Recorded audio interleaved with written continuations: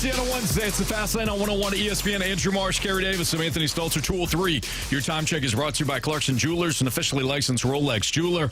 Joining us right now via the Thompson Collier phone line is our guy, Jamie Rivers. Jamie's actually off today, but he made some time for us so that we can talk to him not only about last night's win over the Lightning as the Blues outshot in the first period, but, man, gritty performance by them. But, of course, a scary situation yesterday, last night at Enterprise Center. And, Jamie, you were right there for it. First of all, thanks for joining us, bud. Yeah, no problem, bud. I'm happy to be on here and be a part of the game for you guys. Absolutely. So, second of all, last night, again, scary situation involving Dylan Holloway. He takes the blocked shot to the neck, and he skated for a little while. He finished the shift, and then before you know it, as you said last night on FanDuel Sports Network, all of a sudden the trainer was looking at Dylan Holloway, and then they were loading him onto the stretcher. And, of course, we all thought about Jay Bouwmeester, but you also were involved in the situation in Detroit as well. So kind of walk us through what the scene was like when you were right there at the bench. Yeah, it was a weird sequence, because we really didn't know, what had happened. He took the puck up in the neck area, and everybody saw that. But, in typical hockey player fashion, he just sort of it's like a speed bump, and away he goes on a 2-on-1. And what's funny in talking to him today, he's like, yeah, I felt a little weird. Something happened, but we had a 2-on-1 and I wanted to score. And so he's, working his way up the ice and nearly had a goal there. And then on the way back, he felt more discomfort and lightheaded and kind of weird. And so he turned and went to the bench, and he thought it was just like a kink or something. And he kept moving his neck, and turns out that it was a nerve that had hit. And when he got to the bench, it made him feel lightheaded to where he almost passed out, and then he kind of lost consciousness without losing consciousness because he doesn't remember anything except for once he got loaded on the stretcher. So I'm standing 3-4 feet from the situation because I'm down between the benches, and I'm kind of watching it. As it's unfolding, they were going over to the scorekeepers, board, whatnot. There's something to do on the ice. There was a call. So the play had stopped, which was good. And then all of a sudden you see Ryan Suter jump on the ice and skate over to the Zamboni door and then skates over to the other side, which was all too reminiscent for me of when Steve Yzerman just jumped on the ice in the middle of a play and skated down to the Zamboni doors to get the ambulance to come on the ice for Yuri Fisher when he had cardiac arrest on the bench. So at that point, my antenna is up, my radar is on, because I'm like, oh boy, what the hell's going on here? And I look over to my right, and athletic trainer Ray Barilli, who, man, I have to take a second and just recognize Ray Barilli. This guy has been a staple with the Blues for, God, as long as I know. He was here when I first came into the league. He dealt with the Jay Bouwmeester situation, handled that perfectly, and last night, again, when called upon in an emergency situation, he rose to the occasion, and he was there and had Dylan Holloway and then stabilized his head because nobody really knew what they were dealing with at the time. And so Ray is there, and he's not moving from Dylan's side. He's holding him, talking him through it and comforting him.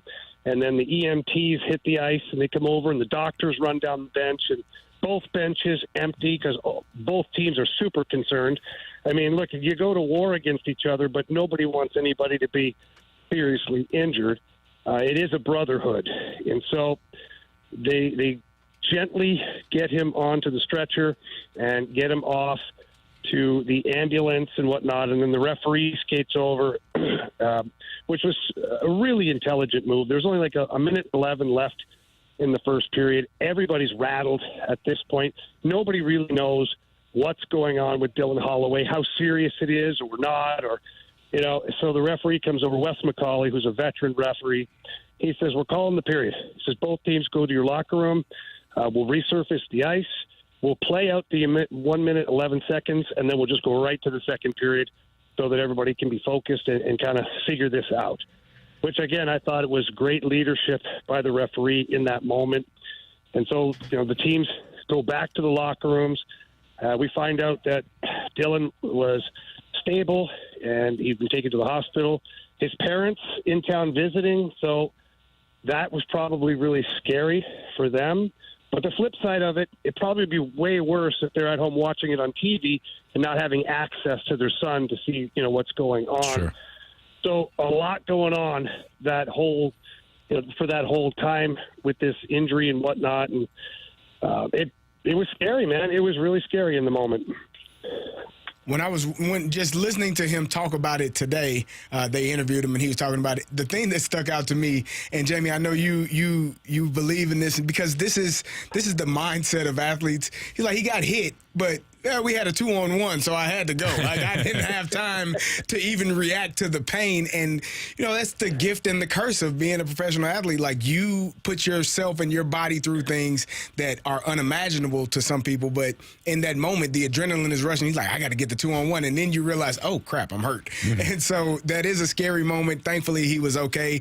He's got a ugly mark on his neck, which, we enjoy those body marks when we get hit and when we hit people. So, but I'm glad he's healthy. I'm glad everything was okay. I'm glad that he's able to hopefully continue playing and as soon as playing the game tomorrow. So, all is well. But that is definitely a scary moment when you see a teammate get hit, and then you start thinking, man, this Blues team is going through so much right now. They've got so many dang on injuries. Another one? Oh my goodness! But to hear that he will be okay, I think that's awesome. Yeah, and, Carey, like as well as anybody, I mean, playing in the NFL as long as you did, like, you're not hurt unless you just physically can't play, And so for Dylan Holloway, it is funny that his mentality was like, I'm not hurt. I got to go score a goal here right now.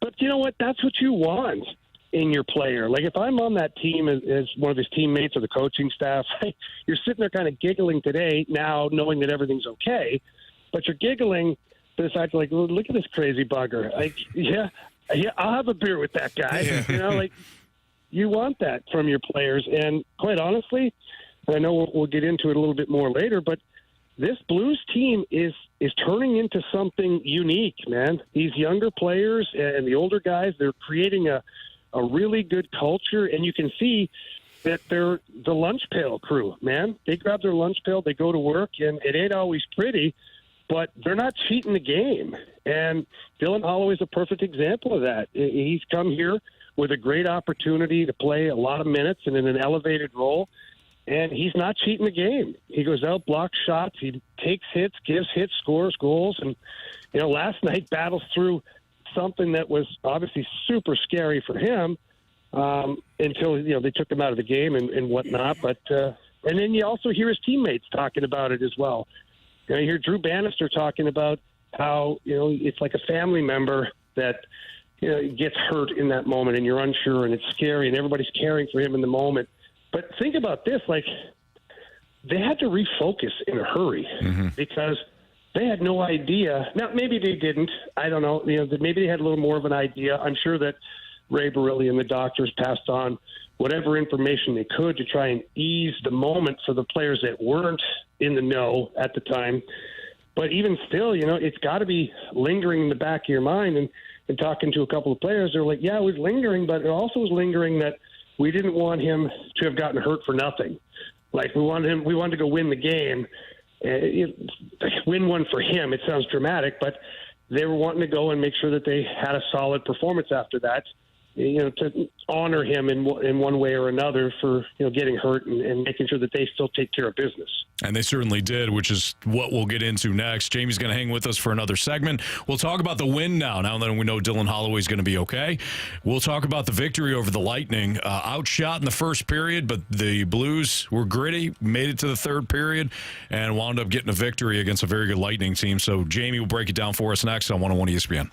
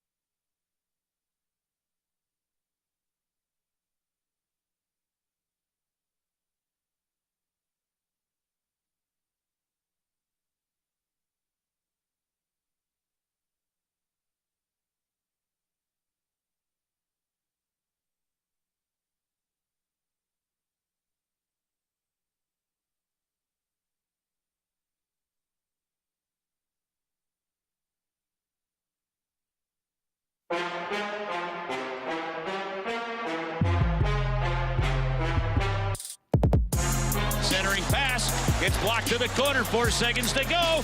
In the middle of the ice. Sundqvist is there. Clears it out and bring out the Zamboni. A gutsy 3-2 win over the Lightning. They're 2-0 on the homestand. 7-6 overall. And a big win on home ice tonight. 3-2. And Jordan Binnington with that win moves into sole possession of second place on the Blues all-time win list for a goaltender with 149. 2 behind his agent, Mike Liut, for first overall on the Blues franchise list. Voice of the Blues, Chris Kerber on these airwaves, the Blues Radio Network, 101 ESPN. I'm Anthony Stalter. Carey Davis here, and joining us via the Collier-Thompson phone line for this segment is Jamie Rivers, who does have the day off, but wanted to call in, talk about Dylan Holloway. If you missed that, we did talk about it in the first segment. But let's talk about what was, I thought, a gritty performance, fellas. You lose Dylan Holloway in the first period. You don't know there's uncertainty around that. Scary situation, and then you got to lace him up and play hockey again. And, oh, by the way, 2 minutes and 39 seconds into the second period, or the extended first period in the second period, you find yourself down. But Oskar Sundqvist ties it in that period. Alexei Toropchenko winds up giving you the lead going into the third period, and you wind up winning that thing 3-2. Jamie, I thought that, all things considered, this was one of the grittiest wins that the Blues have had all season long. What about you? Yeah, absolutely. We touched on it last segment. I just called them the lunch pail crew. They did the same thing against Toronto. Like, the brand of hockey that they're playing, and Drew Bannister is explaining it. You're starting to see what Drew Bannister wants from this team. And, he used some terminology. He's like, you can't play hockey, at the end of your stick, meaning like waving the magic wand, just stick checking everywhere. He wants you to go through bodies. And that's what they're doing. It's almost going back to the brand of hockey we saw when the Blues won the Stanley Cup, and then also a super competitive season the following year. They're playing black and blue hockey, and it's working. And you can see against some of the, not the more talented teams. The Leafs have more talent. The Lightning have more talent, but they got outworked. They got out-hit. They got outplayed by a team that just wanted it more. And, you got to give full props here to the guys that were playing last night. Look at Colton Parayko. This guy's turned into a monster again. Ryan Suter, 40 years old, guys. He's out there playing almost 25 minutes, and he is a nightmare to play against. Nobody likes playing against him. Justin Falk playing well, and I thought the young guys stepped up in a big way. P.O. Joseph had an awesome game. And then for me, guys, this was a real telling moment for not just the game, but where the Blues are as a team. Is Perbix comes down the ice, and Kessel and Perunovich were stuck on the ice for over a minute and a half. It happens. Second period, long change. Nothing you can do about it. But he comes in, makes a move, gets around Kessel, drives to the front of the net. Binnington makes a hell of a save. But then, he kind of boxes out Perunovich and puts in the rebound. And you're sitting there going, oh, man, I feel really bad for the young guys. This is the problem. This is what we got to worry about now. The TV timeout, Jordan Binnington makes his way to the bench with a purpose. He goes straight up to Scott Perunovich, talks to him a little bit. I'm not going to say what he said, but I was standing right there. That's between them. Mm-hmm. But he talks to Scott Perunovich and then grabs Matthew Kessel. And I'll just say this, paraphrasing or give you the gist of it. It was, don't worry about that. You're going to move on. Forget about that play. You guys are good. We need you. Yeah. And following that, 2 shifts later, or maybe even the next shift, Perunovich makes a great play to enter the zone with possession of the puck, stops up, gets it down low. The Fox line goes to work with Oskar Sundqvist, and then Kessel shoots a one-timer, and Sonny puts in the rebound. Talk about leadership from your goaltender. That's what they've got going right now. Braden Shen talking to me the other day, too, just about the culture of this team and where they're at and what they're building. I'm telling you guys, I'm not saying that they're a Stanley Cup contender because we're far from that at this point. but the foundation of what they're trying to build here is starting to take shape. And it's moments like that when you see a veteran player, pick up a younger player, and then the younger player respond to that motivation, and then you go win a game against a really good Tampa Bay Lightning team. That's a big moment. Jamie, can you talk to me about Jordan Kyrou? He's leading the team in points, tied for goals and assists. Had another goal last night. Everyone wants to beat him down night after night. What are you seeing from him? He looks like he's playing pretty well to me. Yeah, he's playing really well. He's using his speed. Look at the way he's skating out there. He's a nightmare to defend. And look, I'm not going to sit here and say that Jordan Kyrou's game is exactly where it needs to be, or that Jordan Kyrou's game is perfect for the NHL right now. I'm not going to say that because I feel like every time you play a game, there's always room to grow and improve, no matter who you are as a player. But he's giving you what you want, man. Like, people get so disappointed in him. They get so aggravated and furious. Let's take a little page out of Jordan Binnington's book. Why don't we build him up instead of knocking him down? And you might get better results. And I think that's what the Blues coaching staff are doing, is they're making him aware of things that he can improve on and continue to develop. But they're also recognizing what he brings to the table, what he's able to contribute to the team, and they're maximizing that. And when he plays possessed, like he did last night, to where he's just going. And he should have had a penalty shot, too, by the way, in the third period. He was off to the races, and the Tampa Bay Lightning defense was mauled him. I couldn't believe there wasn't even a penalty, let alone the penalty shot. But that could have been another opportunity for him to score again. So I really like what I'm seeing out of Jordan Kyrou, man. It's a lot of fun watching him play when he plays like that. Jamie's with us for the next couple of minutes. I want to go back to the other Jordan. I want to go back to Jordan Binnington. I thought he was sensational last night. There were a couple of, he made big saves after big saves, but he kept the Blues in the game, Jamie. And we had talked about this yesterday. You lose Nick Leddy, you lose now Dylan Holloway, you lose, of course, Robert Thomas, and perhaps your best player overall is Philip Broberg. You lose all those guys. You got to keep your team in the game for the first two periods, get yourself to the third period. That's what Binnington did last night by making sensational saves. So beyond just the leadership aspect, how do you think he looked in net last night? Guys, he's one of the best goalies in the NHL. I've been saying it nonstop for years, and some of the numbers didn't bear it out because he hasn't played on super talented teams the last couple of years. But now the defense core, which, by the way, Army has done a fabulous job of rebuilding that D-core. They're playing well. They're boxing out in front. Like, when's the last time you saw the Blues defense play as aggressive as they are, where every whistle where there's a guy standing in the blue paint, they're knocking them out of there. Mm-hmm. And, that goes a long way with your team and certainly with your goaltender. But Jordan Binnington's outstanding. He makes saves that you're not supposed to make. And he gives you a chance to win. And that first period and the first period against the Maple Leafs, team kind of under siege a little bit. And you don't have to worry about it because you got an elite goaltender in there making the saves that he has to make. I mean, that first and second power play of the Tampa Bay Lightning in the first period, they probably should have had 2 or 3 goals. Seriously. But Jordan Binnington is there. He makes the save. He makes some of the saves look easy.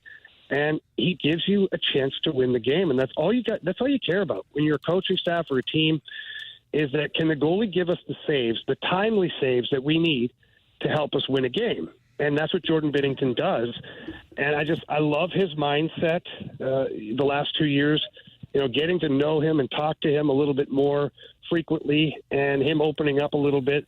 He's just a mentally tough human being. He's got great perspective on, what it takes to be a goalie and what makes him, as far as his play, what makes him elite. He's just got a great handle on things, and he's passing all of that knowledge on to Joel Hofer. And they talk a lot. They're good friends. They're great partners in there. And Jordan Binnington knows that for this team to be successful, not only does he have to play well, but Joel Hofer has to play well at the same time in order to help this team win hockey games. Jamie, was there anything else that you saw last night that we didn't touch upon? Because you obviously have one of the best seats in the house. Yeah, I just go back to the physicality. One of my keys to the game yesterday was play physical, and they did. Like, it's such a big difference when you've got guys that are laying the body on out there. And then one more thing, too. that I think it gets overlooked a lot, but maybe people who watch now can kind of pay attention. Everybody hears me talk about puck management. You watched last night when the Blues didn't have an outnumbered situation. They advanced the puck into the zone, and they got in on the forecheck. And I don't even know, it was like 6 or 7 times that I counted that the Toropchenko line with Walker and Faksa, they got pucks in, and the Lightning were hemmed in their zone for an extended period of time. Jake Neighbors in the third period, you're up by a goal. He's got a one-on-one. The defenseman was a little flat-footed. He probably could have tried to dance him a little bit. He didn't. He put the puck 10 feet behind the defenseman and ran him through the end boards, and then the puck ends up on P.O. Joseph's stick with a shot on net with traffic in front. That's winning hockey. That's play recognition. That's knowing what the game is presenting you and taking what the right play is and maximizing it. So I'm just seeing a team right now that's very, very disciplined within their systems, and you're seeing the maturity and the growth of some of these young players that are identifying like when the right time is to do something and when the wrong time is. Jamie, good stuff, man. We know you got a busy day. Thanks for joining us for the first 2 segments here. Talk a little Blues hockey, especially after an eventful night last night. And we're so glad to hear that Dylan Holloway is feeling good, and it looks like a scary situation, as bad as it was last night. It looks like he's going to have a full recovery, and he's not going to have any issues from this. So that's huge. Yeah, it is. It's great to see that, to talk to the kid and texting with him a little bit today. And he's just an awesome kid. And, again, not just a good player, but a great character guy that Army picked up. So good to see that. No doubt. All right, Jamie, we'll see you soon. All right, you crayon eaters. Have a good show. See you, buddy. I do, Carey. I thought that last night was one of the grittiest wins, if not the grittiest win of the year for the Blues.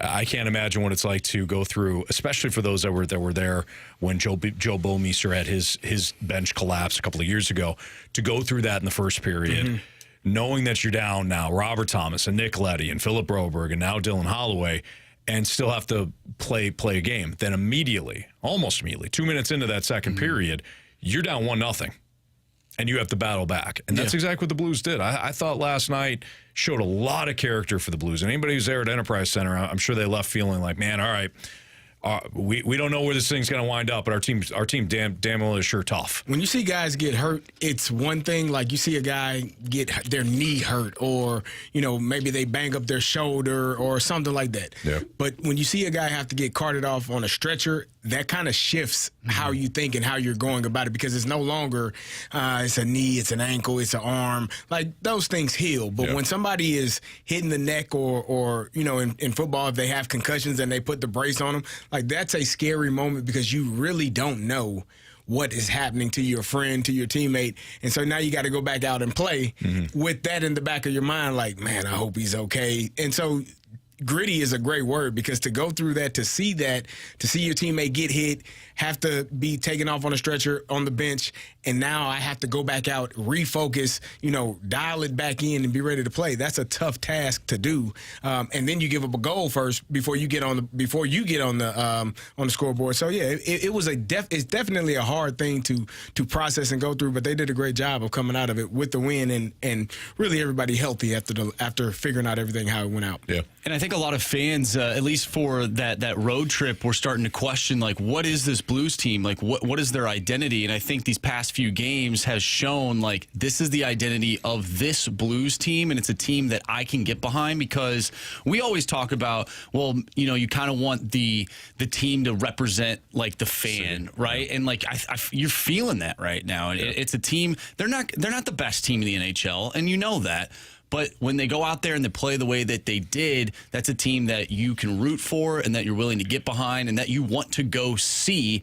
You want to buy tickets. You want to go see them at the Enterprise Center, especially if they're going to beat teams like the Lightning and the Maple Leafs like the way they did. Well said. That's Andrew Marsh, Carey Davis. I'm Anthony Stalter. It's a Fast Lane on 101 ESPN. Speaking of Marsh, he's got what's trending next.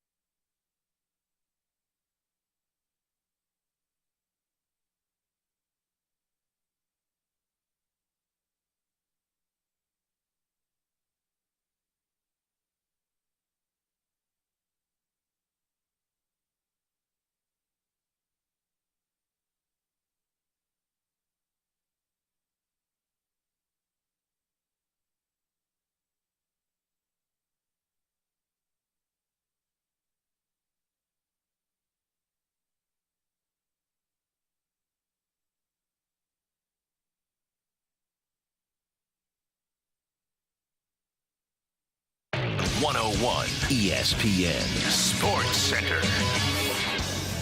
I'm Andrew Marsh. It's time for a Sports Center update driven by Johnny Londoff Chevrolet and Johnny Londoff Autoplex. The Blues pick up a 3-2 victory over the Tampa Bay Lightning last night.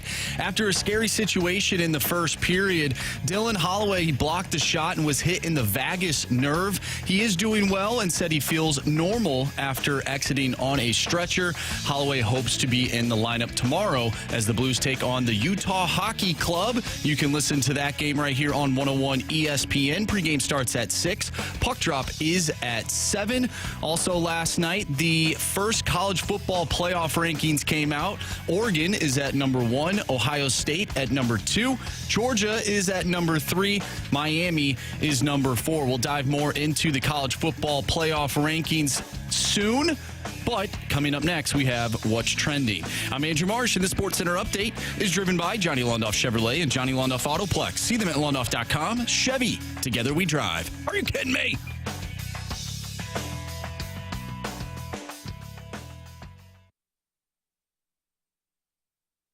It's time to find out what's going on in the sports world with What's Trending Now. Brought to you by Goodwill. Donate a car and get tickets to the St. Louis Cardinals.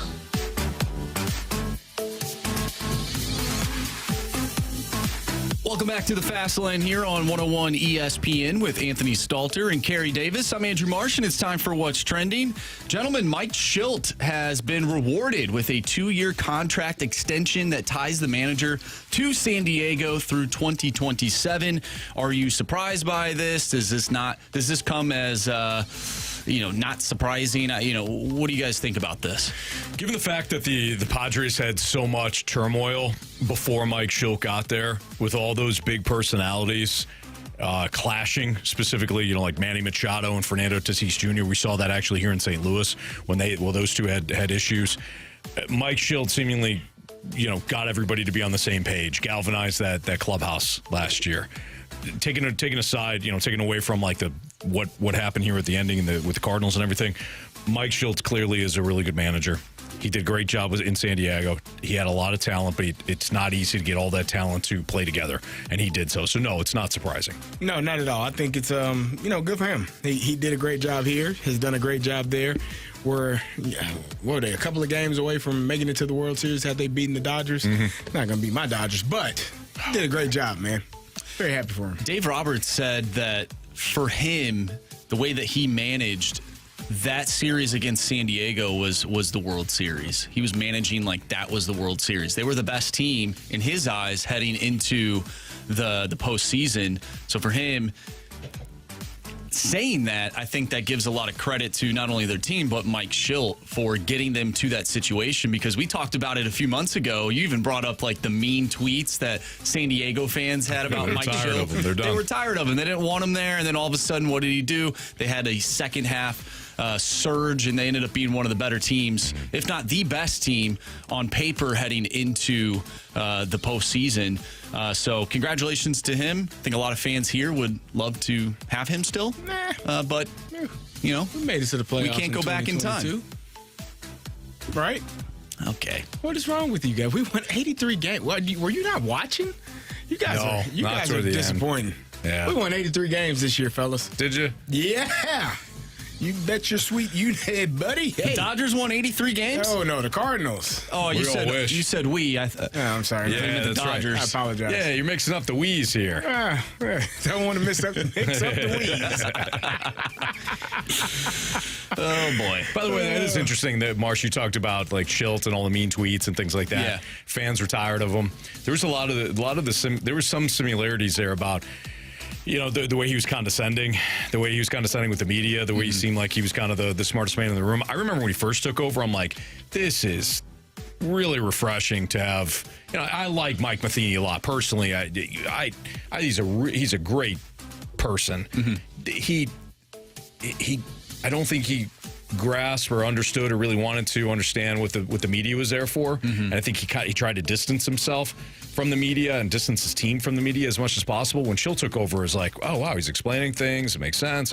But there was at some point, probably because of Brandon Kiley and other questions that he had. Brandon. there was a divide again, and then he was, he was kind of talking down to people and whatever. So it's interesting to hear the Padres fans have a similar reaction. But the only thing that matters is winning. Yeah. All of a sudden your manager goes cares. from condescending to, man, I like this guy. He tells it like it is. Yeah, he's a truth teller. We're winning. It's amazing. Yeah.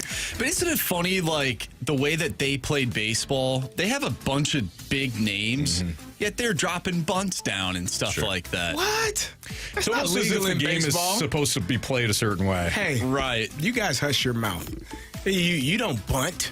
Who does that? Yeah, Kent Murphy said, you don't bunt. Why would you bunt? Why would you get a runner over in scoring position, huh? When you can strike out or hit a home run. You focus on what we need to do. Strike out or home run. That's what we're here for. That's what the people came to see. I don't want to see a bunt. The hell cares about that, huh? People that win care about it. Sacrifice flies, scoring runs matter. Right, Mookie Betts? Yeah. I don't know. It all goes back to that documentary, The Fan, and things got a little crazy. There's no doubt about it. I thought you were talking about the documentary when Jake Taylor laid one down and Willie Mays Hayes came all the way around from second base. Yeah, that is the example. I mean, he was chugging it too, trying to get to first base. Yeah. And Willie Mays, he's not gonna stop. Willie Mays Hayes just. Why did it look like Jake Taylor was running from, like, I don't know, the cops or something? Yeah, he was trying to get there. He was straining. Or That's zombies, a strain. like zombies were after him. He was running like his life depended on it. It did. He had to beat that. He had to beat it out. That's true. He had to beat that throw out. Anyways, like the documentary The Fan. Yeah. Where that A one Giant fan, right? Yeah, he was a huge Giants fan. Loved his Giants. But he talked about, with his son being at the game, he talked about how fair baseball is. He used the example of the sack fly. Yeah. I think we all could have a little fan in us. Now, not the killer part of it, stalker aspect of it, but I'm talking about the appreciation for the way the game is supposed to be played. Well, I've always told you guys I'm a huge fan of the sack bunt. The sack You fly. always have said that. Yeah. I love it. Yeah. Whatever it takes to win, I mean, do it. I'm with that. Yeah. Yeah. If you got to shed salary and put all that money towards, your minor league stuff, do it. Okay. Does it Whatever guarantee it takes wins? to win, Just do it. just win. Just win, baby. Yeah. I think Those are two good slogans. Those should be the two mottos, the two slogans for your 2025 St. Louis Cardinals. They might be taken. Nah. Always come up with that. All right, let's get into the college football playoffs. Are we surprised with some of the teams and where they were placed? I've got two. Two, maybe not surprises, but two that I'm like, oh, come on. That's next on 101 ESPN.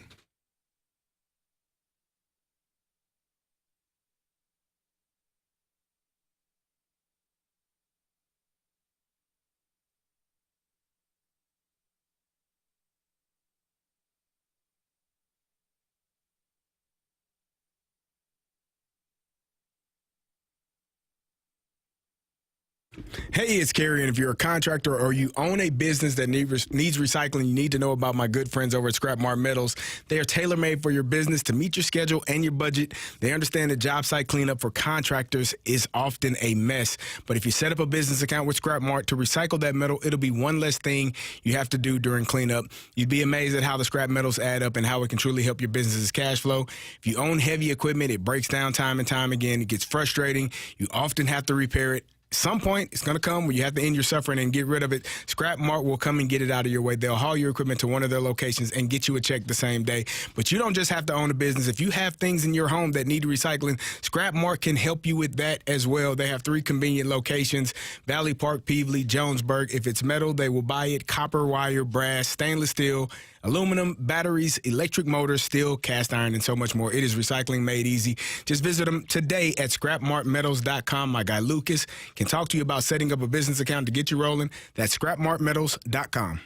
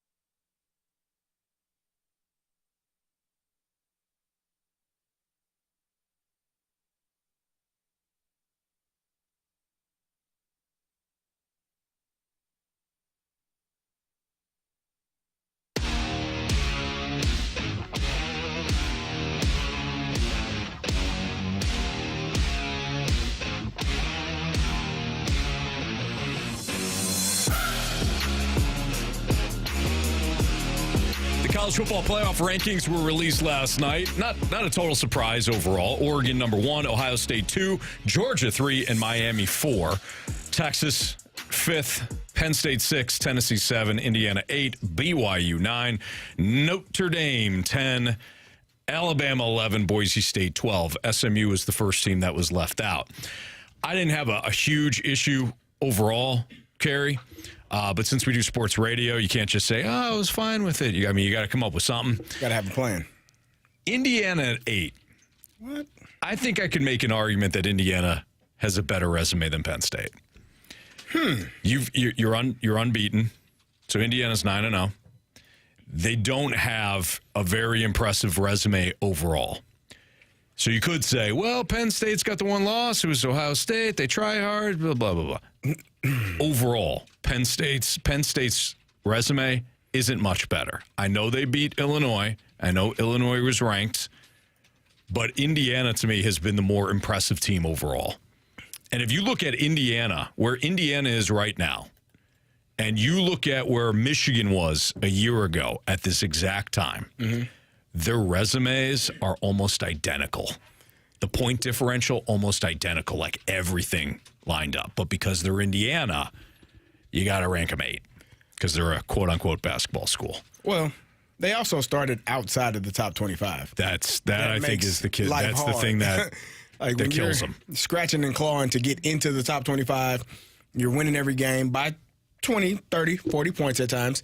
But you started outside of the top 25. You had to claw your way in. And so I don't have a problem with where they are right now because in a couple of weeks they're going to play Ohio State at Ohio State. And we'll get a true understanding of what Indiana is. Are they really this team that has been so good so far this year, again, scoring 30, 40 points a game? Yeah. Or is it that they haven't played the good teams, and when they match up against a team that is just as talented or probably more talented than you in Ohio State, are you able to manage that game and come out victorious at Ohio State? So we'll see where they are in a couple of weeks. I think, what did you think about, because I do love I love how it's set up.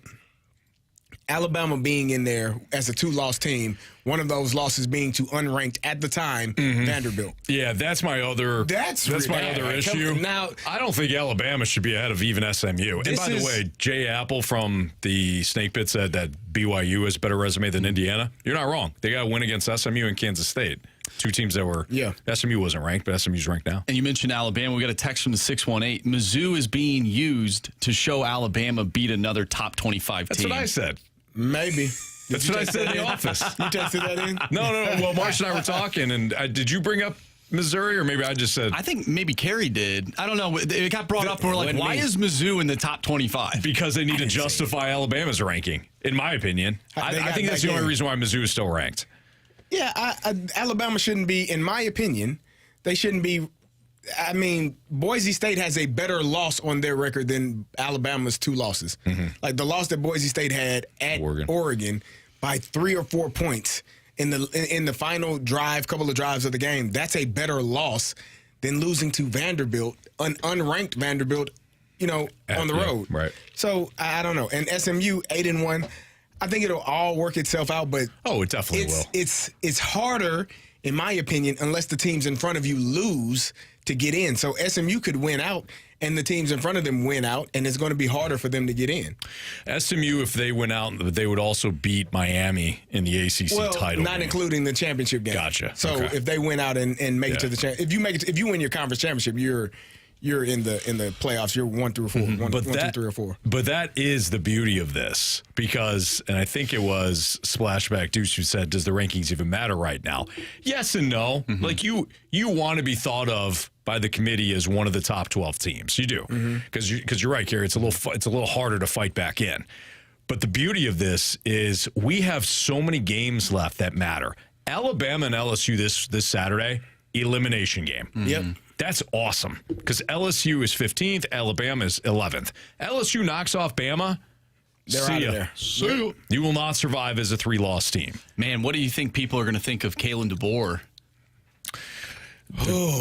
They're not going to be too happy. They're already thinking it. Yeah.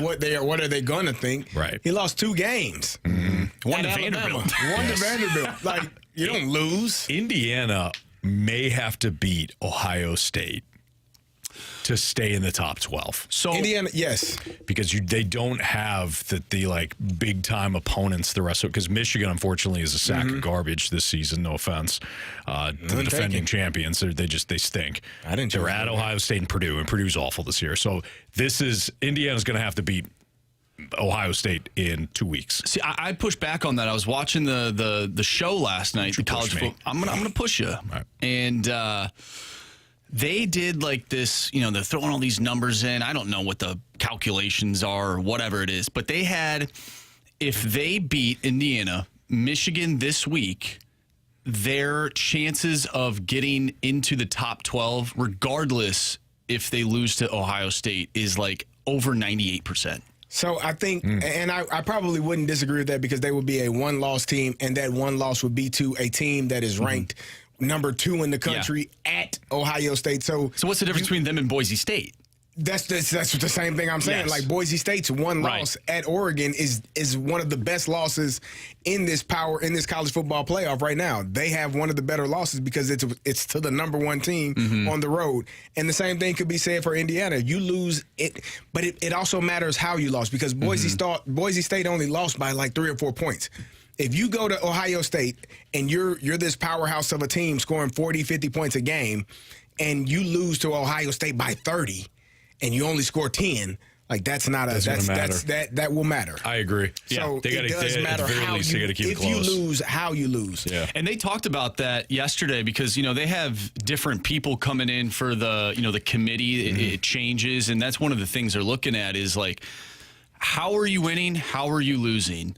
And that is why Indiana is ranked so high because they feel that even though they haven't played anybody, they've just been dominating faces the entire season. And I genuinely think that they're not going to get smoked by Ohio State when they play them. Yeah. Just the way that they've played. I can't see that happening. We talked in the office thinking that maybe Indiana's better than Penn State. Like, Penn State, that was a one-possession game. Right.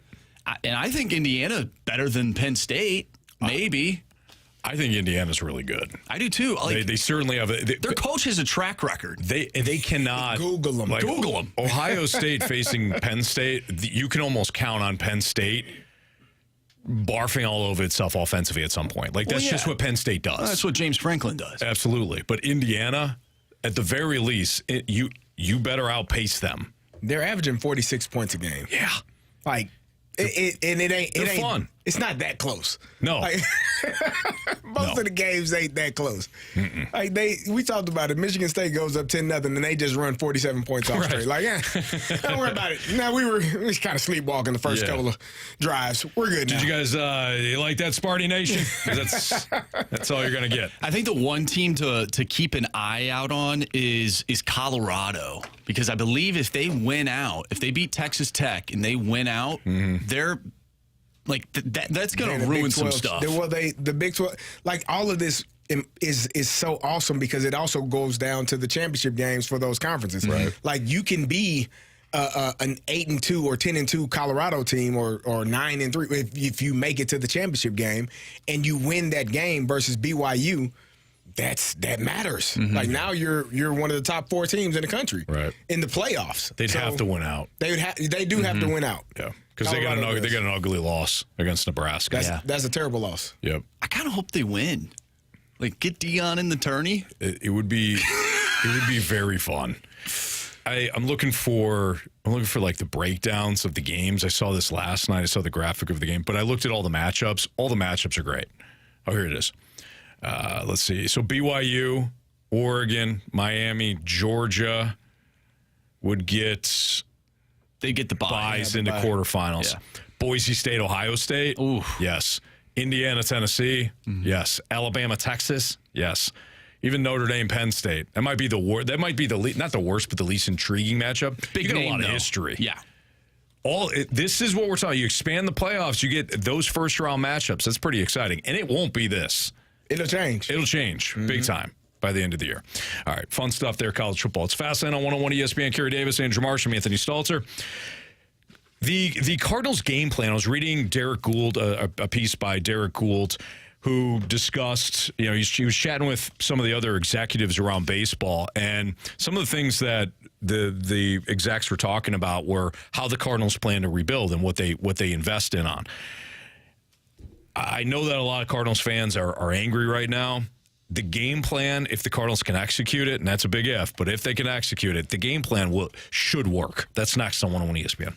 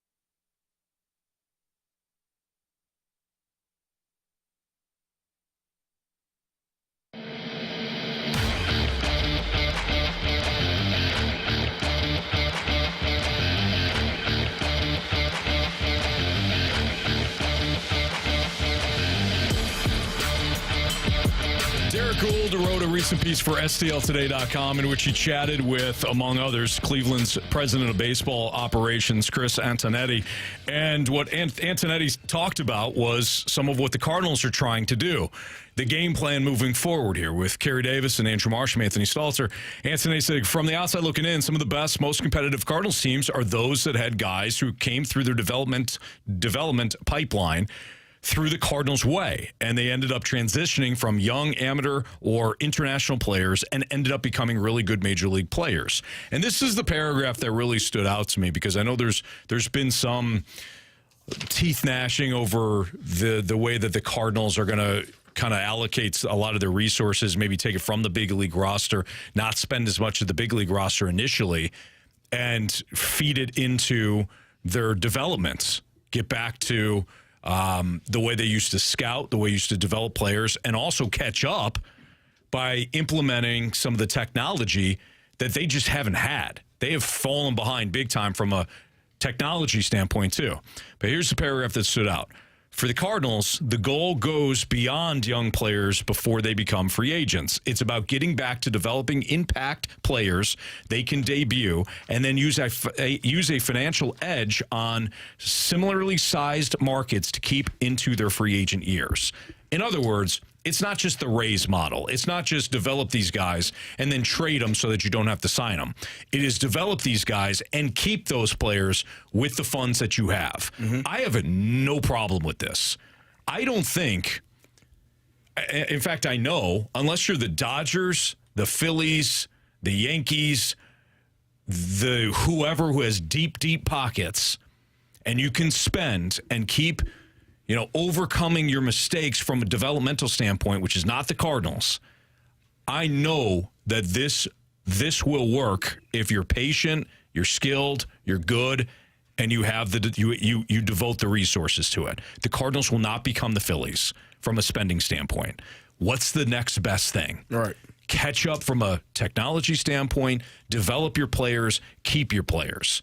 Cardinals homegrown talent that succeed and fail together. I don't mind this model whatsoever. This is the way to go. I agree. I think this is what you should be doing, especially with pitching, right? You don't want to have to overpay for pitching. You should develop those guys and have them going through your system. And then when the time is right, you're able to bring them up and hopefully they have success at the big league level. You don't have to spend money like other teams have spent it in free agency.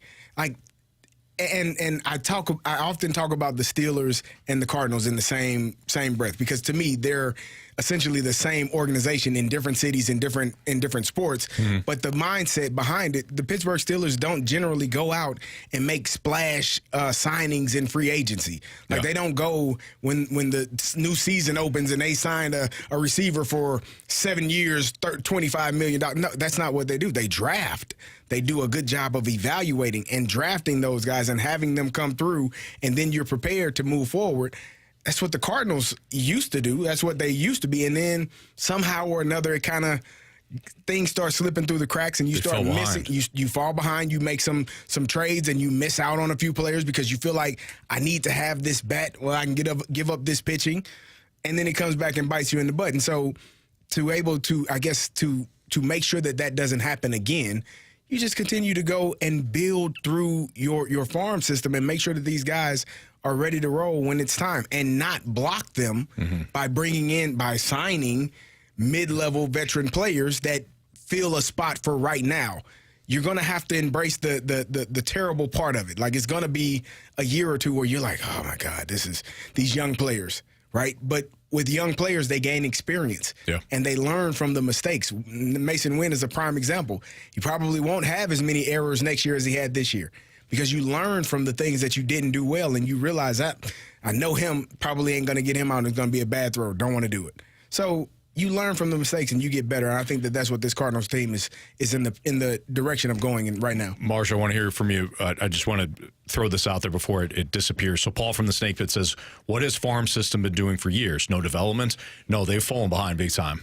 If you read a lot of the kind of what the Cardinals, what those who are on the inside are willing to share, and also from what we've heard, for years now, they have fallen behind from a developmental standpoint. They haven't devoted the money into it. They haven't devoted the resources in terms of like the pitching labs and all the technology. And Splashback Deuce says the technology is great. Maybe you also have minds that are good at baseball, depending on the tech in the middle of an at bat or making a coaching decision in the game. It won't help. I agree. It's not just having the technology. It's those that can teach and coach, just like anything else. So you're not wrong. But to Paul's questions, no, they have fallen big time behind. It's why, to some degree, you see these players go have success elsewhere because all of a sudden it's like they get that development and they get those playing time, they get that playing time, to get those opportunities, and they succeed. Go ahead, Marsh. 101 ESPN Breaking News Alert. This is from Jesse Rogers of ESPN. He tweeted out NL GMs are meeting the media. One thing to address with Cardinals brass. Willson Contreras is moving to first base. Whoa. First base is easy, right, Anthony? It's incredibly hard. That's interesting. I'm not mad at that. Well, let me rephrase that. Well, the idea makes sense. I'm not mad at the idea. Mm-hmm. He's a little bit older. He's able to move to first base. Doesn't have to catch as many games as he has. I think that's a great idea.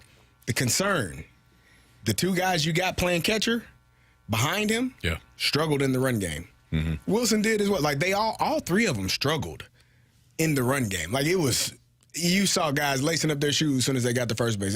Yeah, I'm gone. Don't worry about it. Yeah. So somewhere between the pitching and the catching, they're going to have to do a better job of holding runners on and not letting guys getting running starts into second and third base. Right. And I mean, I'm not opposed to it though, because I think it allows what you want in getting that other bat in the lineup in Ivan Herrera. Well, it also signals obviously the end of Paul Goldschmidt. Well, yeah, I mean, that's the obvious, right? Yeah. So we jump to like, okay, what does this mean for Contreras and what does it mean for the lineup? There's two big things. So that's number one. They're moving on from Goldschmidt. He's done. I think it's the right move. Goldie may have another nice, maybe he signs with the Yankees and he has a good year, and we're like, oh, you should have brought him back. Father Time waits for no man. Like it's over.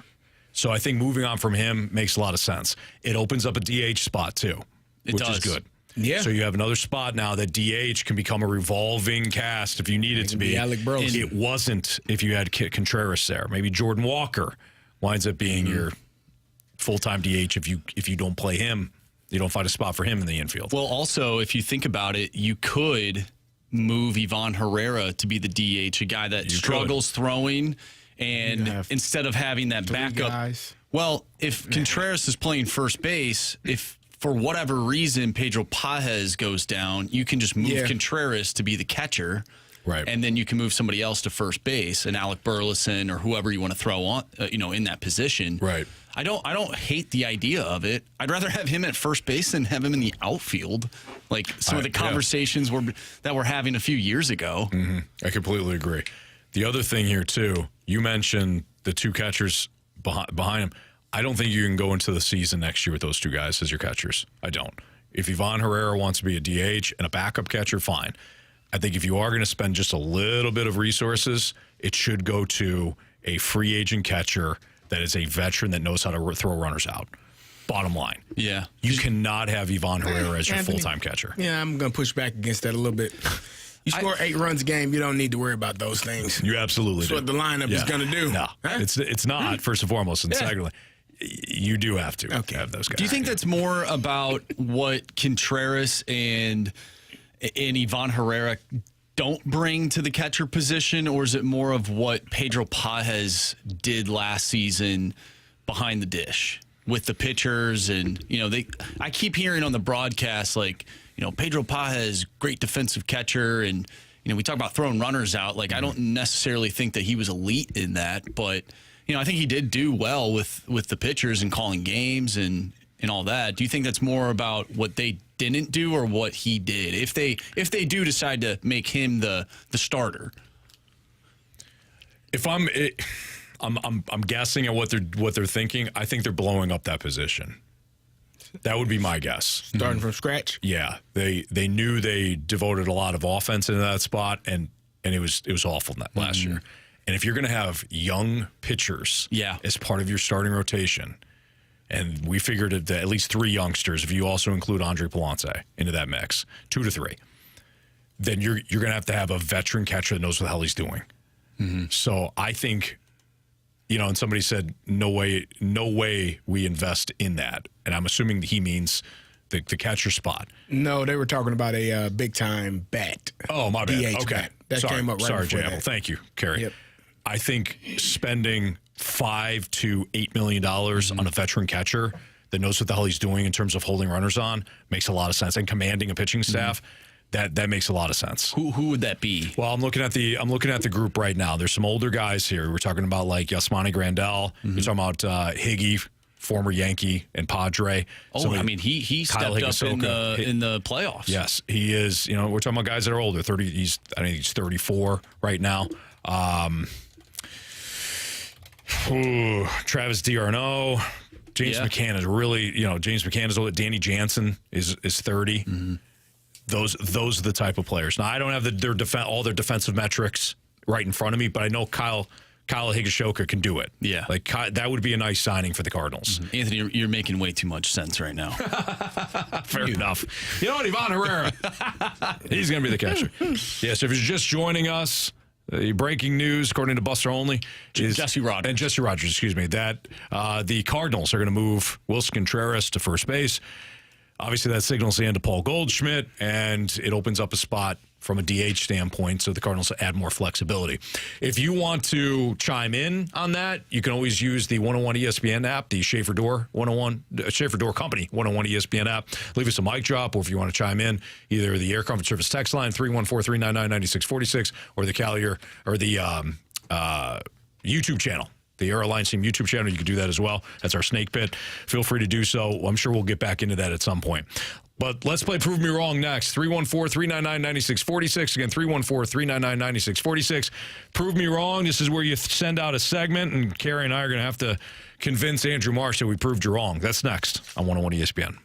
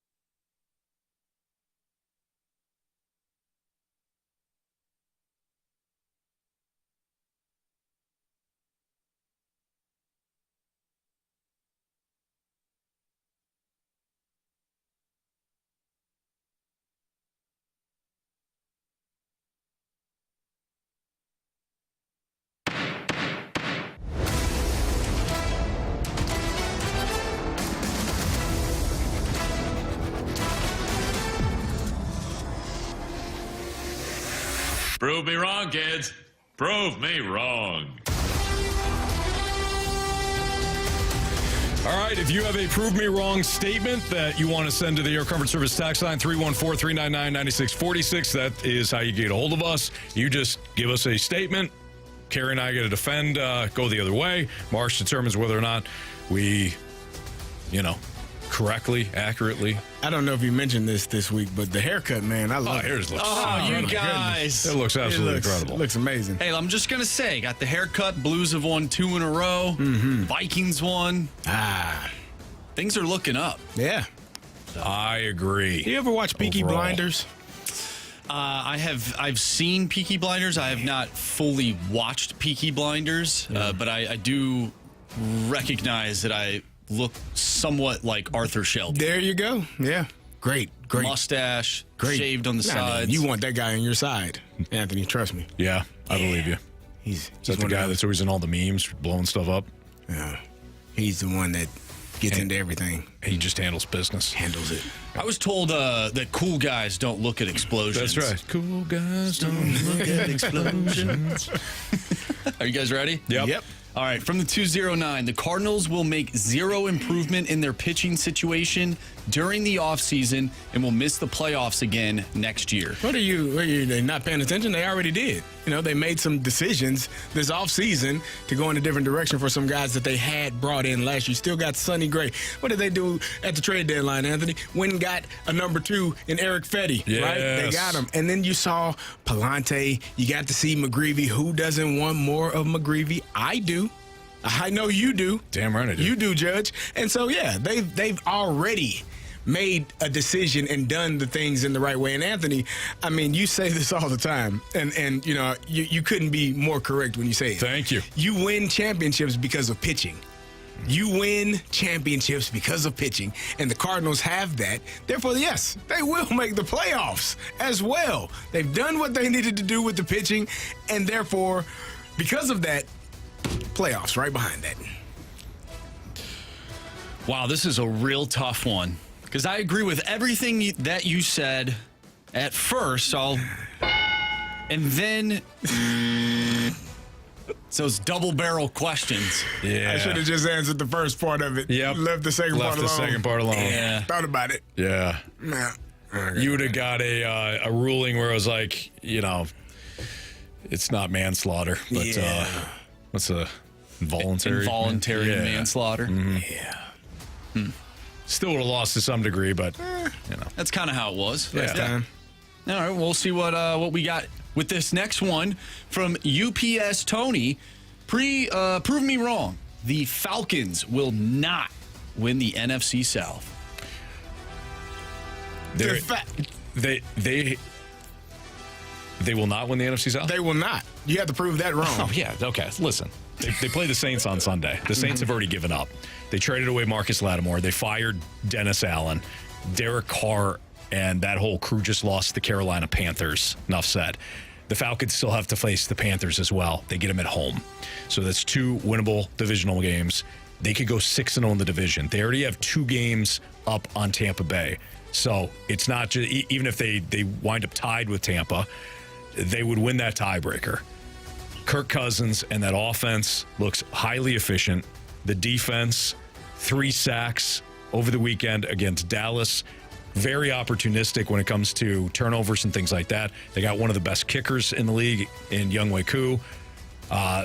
Overall coaching, lack of injuries, offensive efficiency, veteran quarterback, plenty of playmakers, and an opportunistic defense, plus the lead already on Tampa, who's their only real competition. Yeah. Falcons are definitely winning the NFC South. How did that feel? It actually felt good. I'm starting to... Isn't it crazy when you speak like positive things and you say them out it's loud? Weird. Yeah, positive affirmations. Mm-hmm. I'm actually... you feel good. I'm coming out of that reverse jinx funk. Good. Yeah. Yeah, it didn't work well for you this past weekend. It worked really well, actually. I mean, it's going to absolutely suck when your dreams are crushed next week, probably when they blow it against the Saints. Probably, yeah. But you know what? I feel good. It's a good team. Kirky Cousins deserves my respect. Man. Not that he needs it. You want to went back a year ago? Oh, boy. Hell, even 2. I wouldn't have believed anything that you said. Let's just go back to week 1 of this year. That's fair.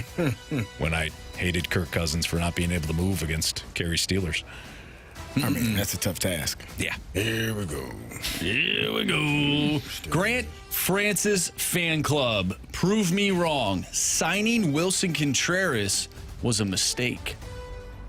I mean, you needed a catcher because you lost the all-time great in Yadier Molina, and you went out and signed the best catcher available for you, and he was looking forward to be here. I think the mistake was when you decided that you weren't going to play him at catcher, you're going to play him in outfield. I think the mistake was when, the pitching staff said, yeah, it's all on him, and they're leaving curveballs hanging over the middle of the plate, and they're still not landed in San Francisco. I think the mistake was not having your catchers back in the manner in which they should have in the 2023 season. That's the mistake.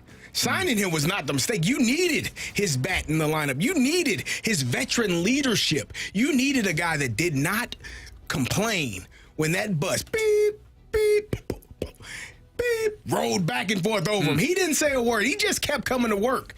That's what you needed. Nah, definitely not a mistake. Mistake was by them for how they treated him. Well said. Preach. From the 636. This is going to get you riled up, Anthony. Uh-oh. I just know it. Prove me wrong. College football is stupid.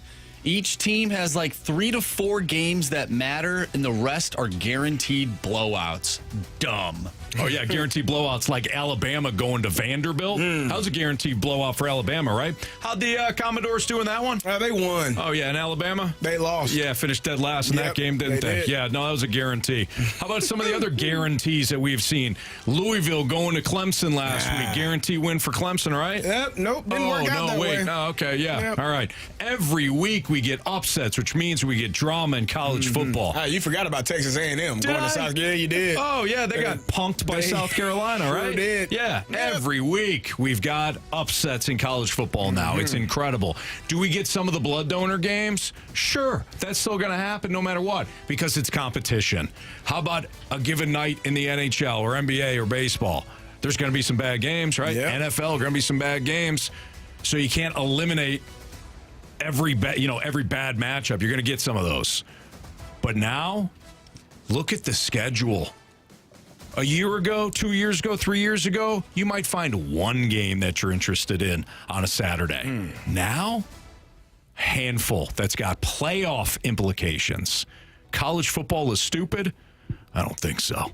You're a great person that needs to get on board with college football. Well said, Anthony. Thank you. Way to keep it classy. You thought I was going to go negative, but Not at all. I didn't think that at all. thank you. From the 618. You saw it in my eyes. I did. Prove me wrong. Thanksgiving dinner is the greatest dinner of all of the holidays. Yeah, when it comes to holiday, Thanksgiving's incredible. I know that for you. I didn't even want to look up. I'm like, I know I've said this at one point. The Thanksgiving weekend is absolutely, hands down, my favorite weekend of the year. yeah. Those 4 days, Thanksgiving, Black Friday, and that Saturday and Sunday, my favorite time of year. The 4 greatest days that I live each and every month. Yeah. Did it get Or every even a year, I should say. Every month. Did it get even better when the NFL started playing games on Black Friday? Oh, yeah. Like last year, It's when you had always the better. Dolphins, even though the matchup sucked, it was Dolphins Jets. You had that. You had college football. Then you go to sleep. You wake up. You got college football. Then you go to sleep. You wake up. You got NFL football again. Come on. And We do the Christmas tree that Friday. And We we do the love- Christmas lights that Saturday. listen, we Come love on our now. job, but you don't have any work during that time either. Like you're at home. No, you're at home. On You're the couch, with the eating kids. food, watching football. Yeah. You get the kids and the family. Ah, man. Zoosh, me too, Anthony. Amen, Zoosh. G-Dog, and my birthday, LOL. So Happy G-Dog's birthday. birthday. Yeah. Happy birthday. Maybe early birthday. Absolutely love it. Celebrate. I love those 4 days, Marsh. Is there any dinner holiday that even comes close? Like Easter? I mean, Christmas, or, like when you're a kid. Whatever you're celebrating. Yeah, when you're a kid, Christmas, obviously exciting. Now that we're parents, Carey and I were parents, we get to watch, like I got little kids and, to watch them open up their gifts and then be all excited and then, do all the traditional stuff. Like that's awesome. But that meal, we're just talking about the meal. Come on. Memorial Day's up there, though. In terms of meals, obviously not a dinner, more of a lunch. Sure. A luncheon, a barbecue. Memorial Day's up there. Yeah. It's up there. Mm-hmm. It ain't Thanksgiving. Kyle from the Snake Pit, don't forget about leftovers. Yeah, you get the leftovers on Friday and Saturday. Man. I always enjoy putting the lights up, maybe having a cocktail or two. After you put the lights up. No, during. Be safe up there. Have fun. But be careful. I actually rest the ladder. Doesn't matter. We have these pine trees in the back that I wrap the lights around. So like when you're driving past it, the lights are going up the tree, and it's on a hill. You really go all out. Yeah, it seems like it looks nice. It's not like I'm doing a lot in the front. But you're no Clark Griswold. I'm no Clark Griswold at all. Yeah. So there's a hill in our backyard, so I usually rest the ladder up against the tree as I work, and I have my drink. It is easily not safe at all. Resting a ladder up against the tree. Anything. Yeah, not safe. Yeah. I mean, maybe something a little more with a little bit more stability. Yeah. Would be my suggestion. Want you to be here on the Monday after Thanksgiving with all your limbs intact and not a broken arm or cast or, anything like that. I just tell Kristen to check on me every once in a while. You should think about that this Thanksgiving. We have a little small pond, too, at the bottom of the hill, so I'm just waiting for me to roll on down, hit my head on a rock, down there. It probably happens. That's not great. I don't like that. We were talking positive earlier, talking about saying things out loud. And he said it out loud, too. Nah, I'll be fine. Positive affirmations. I'll be fine. We don't need you hitting your head on the rock. No, yeah. We prefer the inside of a pool. Yeah. Sure. Yeah, that makes sense. He survived that, so he'd probably be okay. Yeah. All right, that's proved me wrong. Here in the Fast Lane on 101 ESPN. You want to do some Cardinals? You want to go back to the Cardinals news here? Let's do that. Let's go back to the Cardinals news. If you have any sort of text or anything like that, Willson Contreras is being moved to first base, according to Jesse Rogers. So kind of interesting there. We'll get into kind of the different aspects here and what the Cardinals potentially do at catcher. That's next on 101 ESPN.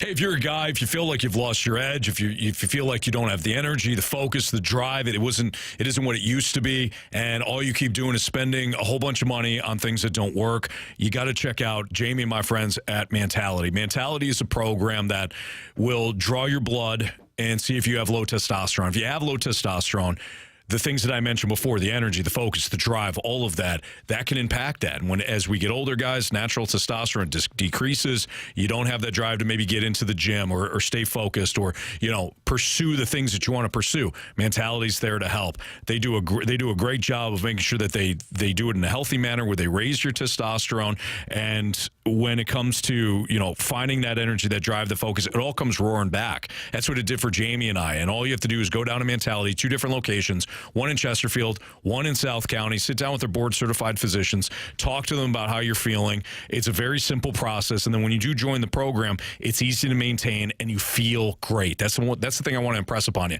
You feel fantastic. You feel like you're younger. You feel like you throughout the course of the week, you got that drive, that energy, that focus. Everything is right there so that you feel like you're at your best. Again, check them out. 2 locations. It's Mentality, or you could visit them online, lowtusa.com.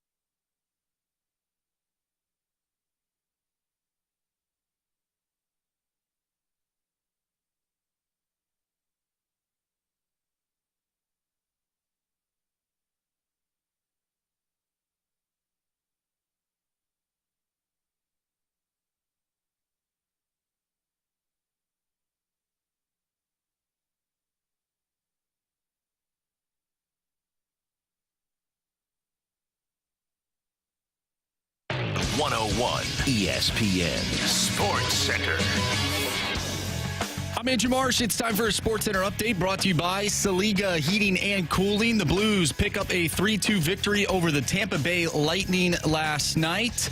A scary situation in the first period. However, Dylan Holloway, he blocked a shot and had to be carted off on a stretcher in the first period. He says he is doing well and he feels normal, and he hopes to be in the lineup tomorrow as the Blues take on the Utah Hockey Club. You can listen to that right here on 101 ESPN. Pregame starts at 6. Puck drop is at 7.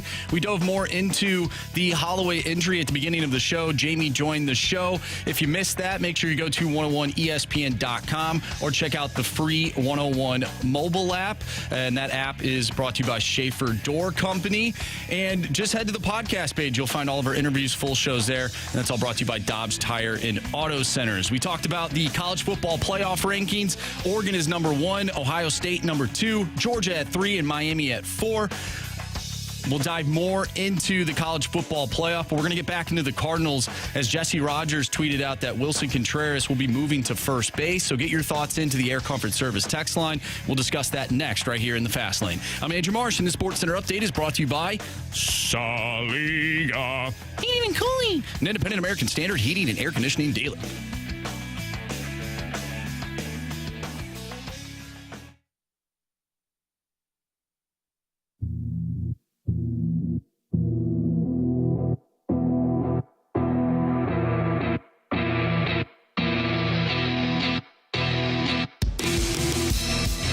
Just got out of a meeting. I'm so happy Willson Contreras is going to be a Cardinal. He adds actual personality to this team. Good luck, Willson. Keep being you. Speaking up, hitting the ball in the clutch. Great job, Willson. I'm so glad you're staying a Cardinal. All right. Yeah, I'm actually happy with something they're doing. All right, that was Lisa. I love the little giggle there at the end. Lisa leaving us a mic drop via the 101 ESPN app, the Schaefer Door Company 101 ESPN. Carey Davis, Andrew Marsh, Anthony Stalter. If you're just joining us, Jesse Rogers of ESPN is reporting that the Cardinals plan to move Willson Contreras to first base next year. A couple of things here. Let's take care of the obvious. They will not bring back Paul Goldschmidt. I do think this is the right move. Mm-hmm. Carey, you and I have discussed this. I got a lot of pushback a year ago when I suggested that the Cardinals should entertain trading Paul Goldschmidt when they knew they were not a playoff contender. They held on to him. Perhaps they knew they couldn't trade him. He did have a no-trade clause. I'm not naive into thinking that there wasn't other aspects and other things going on that prevented them from trading him, even if they did. But all indications are they did not trade him. They did not plan on trading him. And they let it play out, and he wound up having a substandard year. Mm-hmm. I don't think the right move would, as much as Paul Goldschmidt has meant to the organization, he's been a really good Cardinal since they acquired him from Arizona many years ago. I don't think re-upping with him when you're trying to provide more opportunities for your other hitters or younger hitters was the right call. So moving on from him now, it's a clean break. His contract is over. You're not eating any money. You're not doing any of that. You're allowing him to pursue other things in baseball if that's what he wants to do, go to another place, and you move forward. Right. So from the Goldschmidt standpoint, I think the Cardinals are making the, I don't want to call it the right move, but the proactive move. Yeah, I was along there with you thinking that Goldschmidt should have been traded in 2023 when they had one of the worst seasons that they've ever had. Yes. I did believe that they would bring him back because that has been what the Cardinals have done time after time. So I will say this. I think that maybe you're starting to see a shift in philosophies. Mm-hmm. Maybe you're starting to see a breath of fresh air in terms of we need to go in this direction. That way didn't work out well. Bringing back older veterans to try to fill some sort of gap that you feel is missing when you can get the same type of production with younger players with more upside that gives you a brighter future as opposed to players that the best years that they've had are probably past. They're behind them. So I think they have shifted into making that mindset. Now, Willson Contreras at first base, I think it's great. I think if he's able to do it, because it happens in the offseason.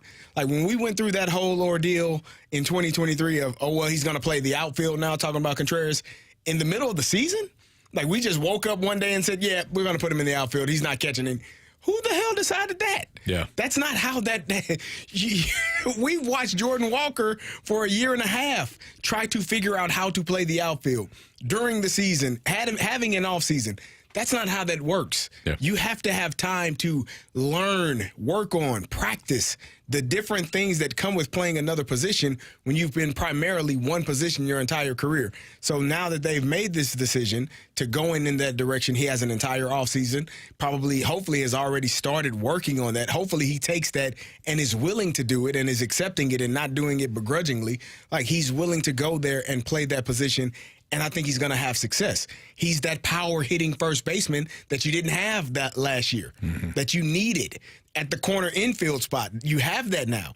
And he's probably going to stay healthier because he's not going to be getting hit by bats behind the plate, trying to scoot up to help your pitching staff. So now he's getting hit by baseball bats in his forearm and missing time. So I think it helps on so many fronts that he's going to move to that position. Now the next question is, okay, well, who's the DH and who's playing catcher? Because I think if you put Herrera at catcher and you allow him to work on the things that he struggled with this past season, you have two bats that can play really well, and then you have a DH. You figure out who that's going to be. If it's Burleson, if it's Jordan Walker, whatever person that is for that spot, I think your lineup actually got better than what it was last year because you got both of those bats in the lineup in Contreras and Herrera. Yeah.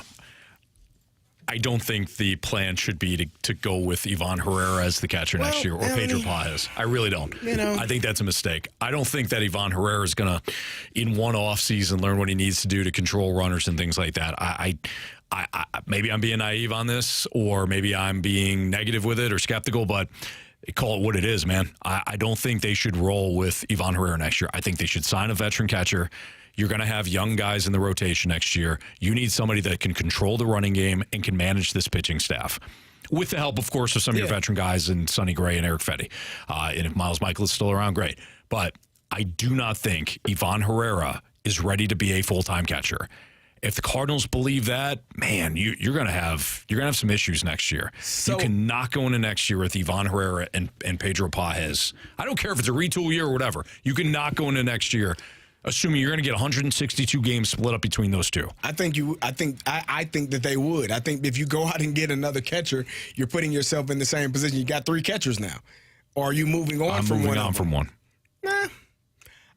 I think so that goes, in my opinion, that goes against what you believe, because offensively, Herrera's upside is extremely high, right? You and Marshy both wanted him and Contreras playing at the same time last year. You were frustrated when Herrera wasn't in the lineup. He can be a bench Contreras bat. Was, but not you're not going to get the most out of him if he's not playing every day.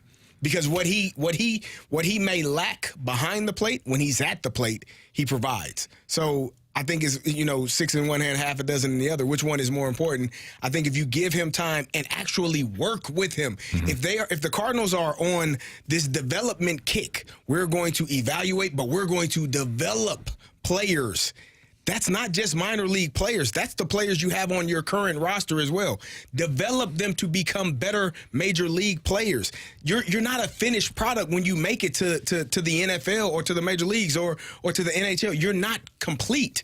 You're not complete until your career is over. You're always learning. So you have to develop him. You can't just throw him out, in my opinion. I don't think you should. I don't think you should just throw him out and say, oh, you weren't good last year. You're never going to be good. No, your upside is extremely high. So let me develop you into being better at this position so that we can use you in the way that makes our team better. So I'm interested, what part do you think I'm going back on when it comes to like what I preach? The high ceiling. You like players with high ceiling. Absolutely. Herrera has a high ceiling. He's a high ceiling player. He's higher than Pedro Pages. Sure. So and going out and getting another catcher is essentially doing what they've been doing with what they did with the pitchers last year. But I think you can do both. I think you can, if you move on from Pages, who is, like you said, he doesn't have the higher ceiling like Ivan Herrera. You still need somebody that's going to catch 40 some odd games for you. That can be Ivan Herrera, and you can still utilize him as a DH. But to me, catcher's a different beast. But then you you're limiting roll the your dice lineup. on catcher. You're limiting your lineup if you put Herrera as your everyday DH. I also preach pitching and defense. I cannot have Ivan Herrera catch 80-something games. That's why you develop him. That's why you work with him. That's why What's worst case scenario though with that? Worst case scenario is he's just as bad as he was this year. And then you rely on Pages. What's the best case scenario? Best case scenario is he makes leaps and bounds in his development. And he's just as good at the plate. So now you took a player that was already in your system. You didn't have to go out and pay for. You didn't have to do anything and block someone for the future because he is probably the future at that position. And you worked with him to get better. And now your lineup, in my opinion, is much better. If I use him as your backup. If I use him as DH, though, I could still tap into that offensive potential, still develop him as a backup, and still win games. Who's playing in the outfield then? Because now you just limited somebody in the outfield. Because you got 5 of those guys, 4 or 5 of those guys. So you got Donovan. You got Lars. You got Lars. Siani or Scott. Burleson. And Jordan Walker. And that's 5 You still people. need, if Gorman's not ready to be, if he doesn't take a next step in his development, there's a second base spot open too. Okay, you still got 4. Can Newt actually show you something more than what he's done over the last 2 years? Now you want to get rid of Newt. I'm just saying you can open things up.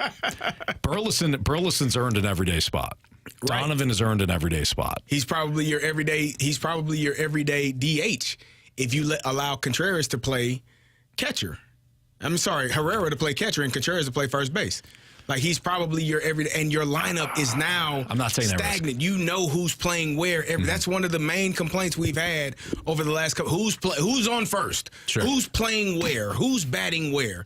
You don't have consistency in your lineup. You don't have consistency in the field. You don't in your defense. You don't know who is playing where. You know Mason Wynn is playing shortstop and he's leading off.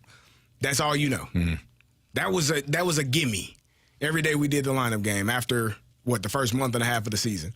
But after that, you need some consistency. You need to be able to, and if you are truly going in this direction of we are going to develop our players and not look outside of the organization, you start right there with him.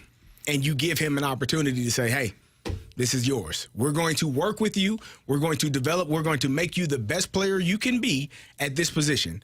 And we're going to also work with our pitching staff so that the damn runners don't get running starts on you. Because clearly you can't control the run game if they're halfway there by the time you catch the ball. So work with both groups and get better in that regard. We got an interesting text from the 314. Want to get your opinion on this. What about the idea that the Cardinals are trying to get rid of, are trying to get Willson Contreras to waive his no-trade clause by moving him to first base? He has a no-trade clause until up to 2026. Well, before we get into the gauntlet, why don't we tackle that question next? It's interesting. I hadn't heard that, so let's Carey and I get a couple of minutes to chew on that, and we'll answer that next here on 101 ESPN.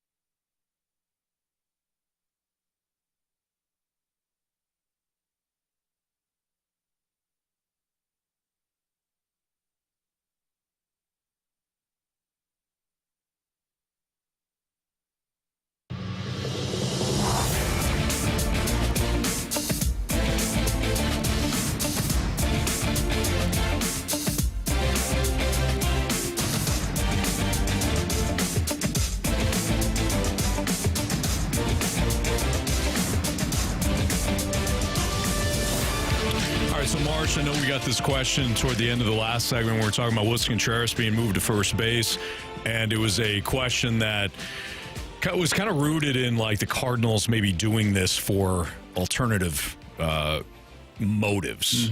So can you read that text again if you got it in front of you? Yes, from the 314. What about the idea they're trying to get him to waive his no-trade clause by doing this? And by him, Willson Contreras, moving him to first base. Perhaps he is disgruntled by that and says, I'm out.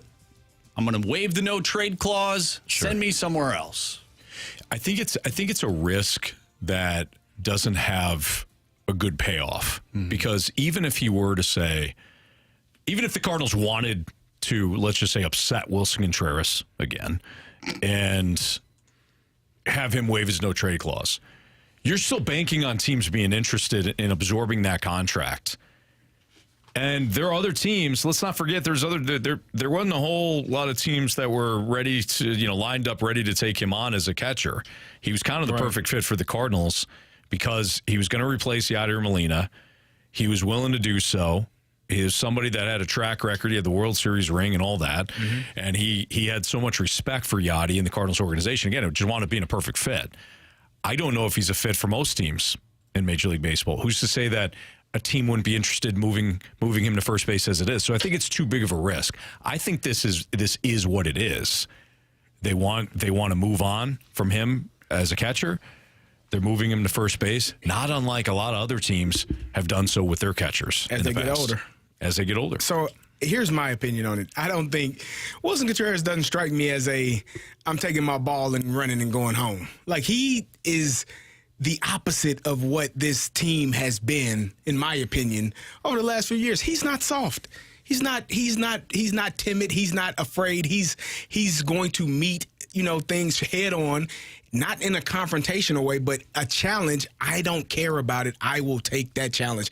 If this is what's best for the team, no, it's not what I had as aspirations, but you know what? It can help with the longevity of my career. Sure. I don't have to be crouched down behind the plate. I've gotten hit by bats and baseballs my entire life playing that position. You know what? Teach me how to play first base.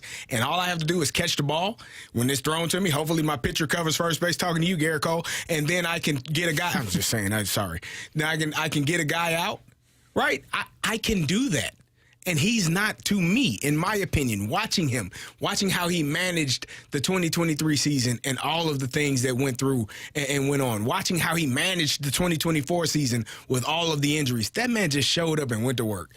You ain't hear him complain not one time. You didn't hear him complain when people were talking bad about him. You didn't hear him complain when pitchers were saying he didn't do a good job and he's the part of the reason, and people were saying you don't know the art of pitching. You didn't hear nothing. When he got hurt, you heard nothing. So I don't think he's the type of person to say, I don't want to play first base. I'm a catcher. I'm going to do that. Nah, you want me to play first base? My check still come? I don't have to get hit by these baseballs behind the plate? Cool. Show me how to do it, man. And I'll go up to bat. I'll go up to bat every third or fourth inning and do my damn job. Let's roll. Yeah. I mean, if Chris Pratt can learn how to play first base, I think Willson Contreras can. Yeah, but Chris Pratt also trained velociraptors, so it's, you know what I mean? Chris Pratt could do a lot of things. He actually had a dance off too and saved the universe. Yeah, so there's a lot of things that I mean. I don't think we should be comparing Willson Contreras to Chris Pratt. He can do anything in this world. Yeah.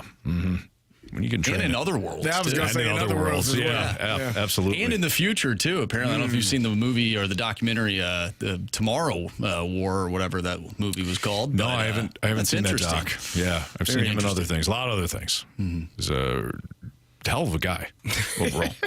All right. Let's get to the Gauntlet next on 101 ESPN.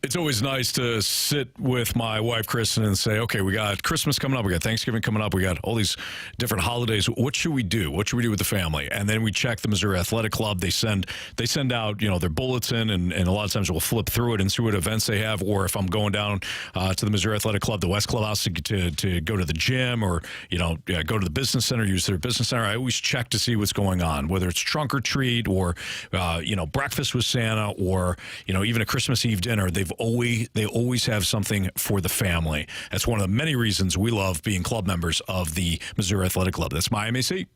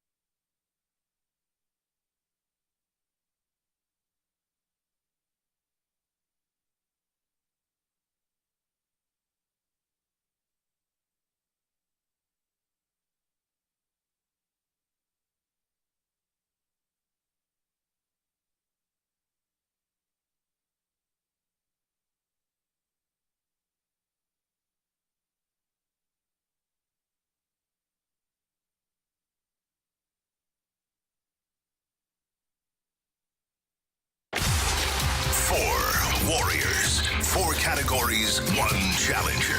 Can you survive the gauntlet?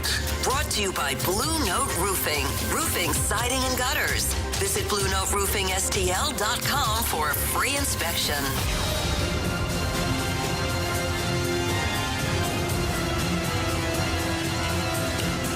Time for the Gauntlet here in the Fast Lane on 101 ESPN, where it's 4:04. Your time check is brought to you by Clarkson Jewelers, an officially licensed Rolex jeweler, with Andrew Marsh and Carey Davis. I'm Anthony Stalter, and we welcome in Paul to the Gauntlet. What's up, Paul?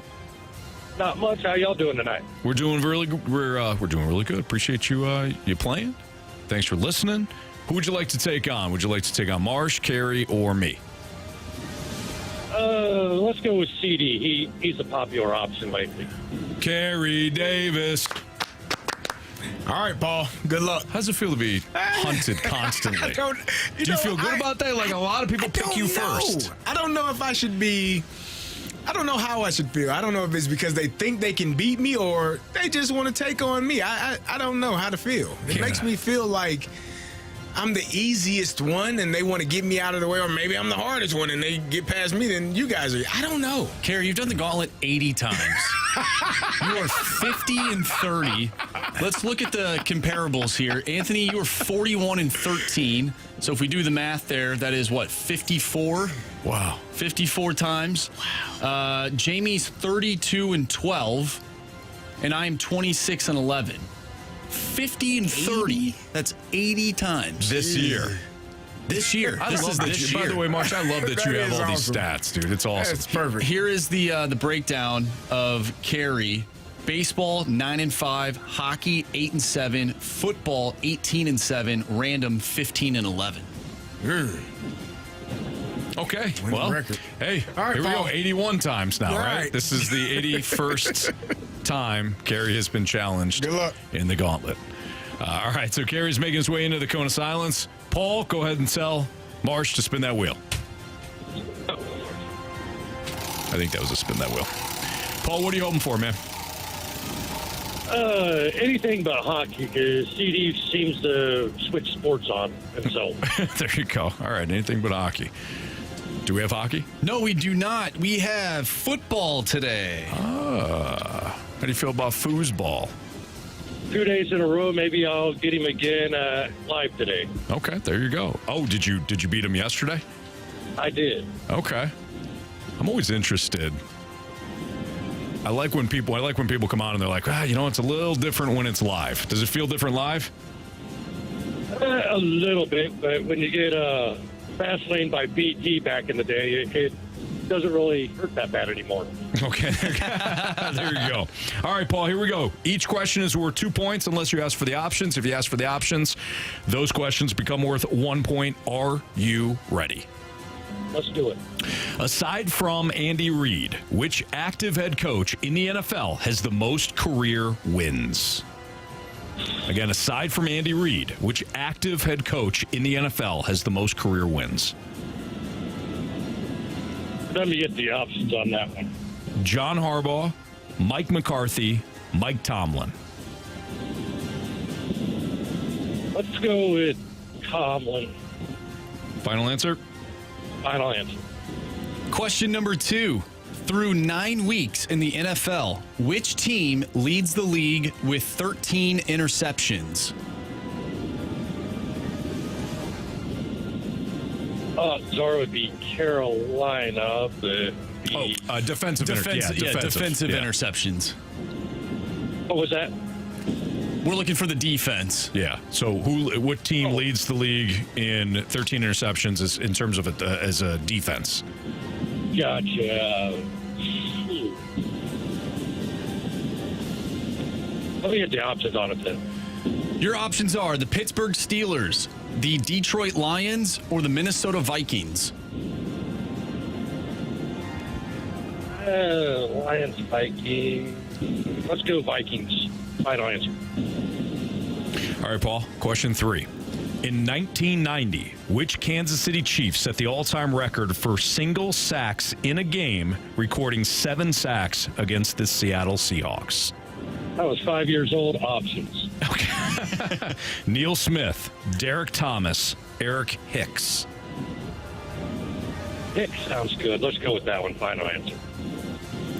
Question number 4. In 2020, which running back tied the all-time record with 6 rushing touchdowns in a game? Oh, shoot. Make it easy. Options. Your options are Alvin Kamara, Jonathan Taylor, or Joe Mixon. Kamara, I believe. Final answer. All right. Well, welcome back, Carey Davis from the Cone of Silence. Paul, how you feeling? Not great. Not great. Okay. I think Carey's going to get at least one of these without the options. That's my I'm my pretty guess. sure. You don't know, though. You don't know. And it might not be the one you think. I do know that. It might not be the one you think. All right. Carey's putting on his headphones right now. Carey, how's the Cone of Silence? That was silent. I was listening to, I was in the hallway. I want it that way. Tell me why. Backstreet Boys. Actually, that was In Sync. Dang it. They're pretty much the same. I actually don't know. Oh, It does. I think it probably was the Backstreet Is it Backstreet Boys? I guess. I don't know. Yeah, I don't know. Focus. All right, sorry. You got football today. 2 days in a row, you got foosball. Marsh? Football. Pack a lunch. Okay. Question 1. Aside from Andy Reid, which active head coach in the NFL has the most career wins? I mean, Mike Tomlin's been doing it for a long time. John Harbaugh. Am I missing someone? Active head coach other than Andy Reid. Not Jim Harbaugh, not Tony Perry. Can I have a second to go through the teams? No? Do I have time? Okay. Let's see, West. Mike McCarthy? Let's see, East. Okay. Let's see, South. He got fired. No. AFC East. No. See South. No. All right, so I'm in the AFC North here. I'm going with either Tomlin. I think it's Tomlin. It's almost got to be Mike Tomlin. I mean, he'd never lose. Has a lose season. Mike Tomlin, final answer. Question number 2. Through 9 weeks in the NFL, which team leads the league with 13 interceptions? We're looking for the defense, not player. a team that is, Okay. That I don't know. Who has been very good ball hawking team? I'll take the options on that one. Your options are the Pittsburgh Steelers, the Detroit Lions, or the Minnesota Vikings. Marshy, have the Minnesota Vikings been good at getting the ball? You tell me. I don't know. I don't think it's the Steelers. I feel like I would know that. They have two. Who was the first team? I'll go through all of them. Thank you. Pittsburgh, Detroit, Minnesota. I don't think it's Detroit. I'm going to go with your Vikings. Final answer. That would be a first. Little shade. Question 3. He's been throwing shade for the past 4 weeks. I know, man. I've been here. I've seen it. Oh, I apologize. I've seen it. In 1990, which Kansas City Chiefs set the all-time record for single sacks in a game, recording 7 sacks against the Seattle Seahawks? Derek Thomas, final answer. Question number 4. In 2020, which running back tied the all-time record with 6 rushing touchdowns in a game? What year? 2020. Is that a COVID year? 6 touchdowns. 6. Which running back? Which running back tied the all-time record with 6 rushing touchdowns in a game? I think that's Alvin Kamara. Final answer. Let's go over these. Okay. Through 9 weeks in the NFL, which team leads the league with 13 interceptions? Paul, with the options, you said the Vikings. Carey, with the options, you said the Vikings. Correct answer is... It is the Minnesota Vikings. Marshy's Minnesota Vikings. Yeah. 1-1 tie. Skull. Aside from Andy Reid, which active head coach in the NFL has the most career wins? Paul, you said Mike Tomlin. Carey, you said Mike Tomlin, your old coach. Correct answer is... Oh, of course, it's Mike Tomlin. But Carey did not need the options for that one, so Carey's got a 1-point lead over Paul. In 2020, which running back tied the all-time record with 6 touchdowns in a game? Paul, you went with Alvin Kamara. CD, you also went with Alvin Kamara. Correct answer is... It is Alvin Kamara. But Carey did not need the options for that one, so he's got a 2-point lead. In 1990, which Kansas City Chiefs set the all-time record for single sacks in a game, recording 7 sacks against the Seattle Seahawks? Carey, without the options, you said Derek Thomas. Paul, you went Eric Hicks. Paul. You have chosen poorly. You lose. Not today. Correct answer is... It's Derek Thomas. It is, of course, the late, great DT, Derek Thomas. Amazing. He was amazing. Paul, sorry, man. He got you 7-3. He answered 3 of them right, but Carey didn't need the options for 3 of them, and boy, he just opened up a can today. Sorry, Paul. Sorry, Paul. Not a problem. Y'all have a great evening. You too. job, Thank Paul. you. Thanks for listening. Thanks for playing. That is in my wheelhouse. Right before you came back, I said, Carey won't need the options for one of these, and it might not be the one you think. Which one did you think? Granted, you didn't need the options for 3 of them.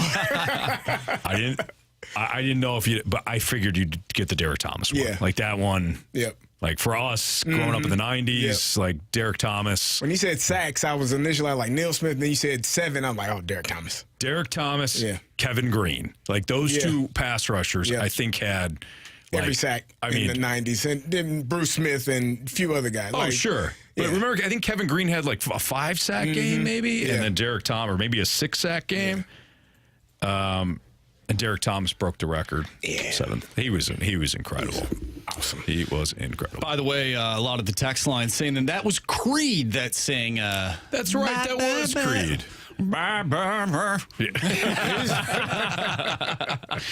Splashback Deuce also said Alvin Kamara. Alvin Kamara? Is it Alvin Kamara? Wasn't giving away any hints, but it's a good callback. So we used to have John, the late great John Clayton on, and there was a moment where something was going on with Alvin Kamara. I don't know if it was an injury or a suspension or something, and we were going around the room, and Brad asked John about it, and I was doing something else at the time, and I knew that Kamara was one of the big stories. I said, well, we'd be remiss, John, if we didn't ask you about Alvin Kamara.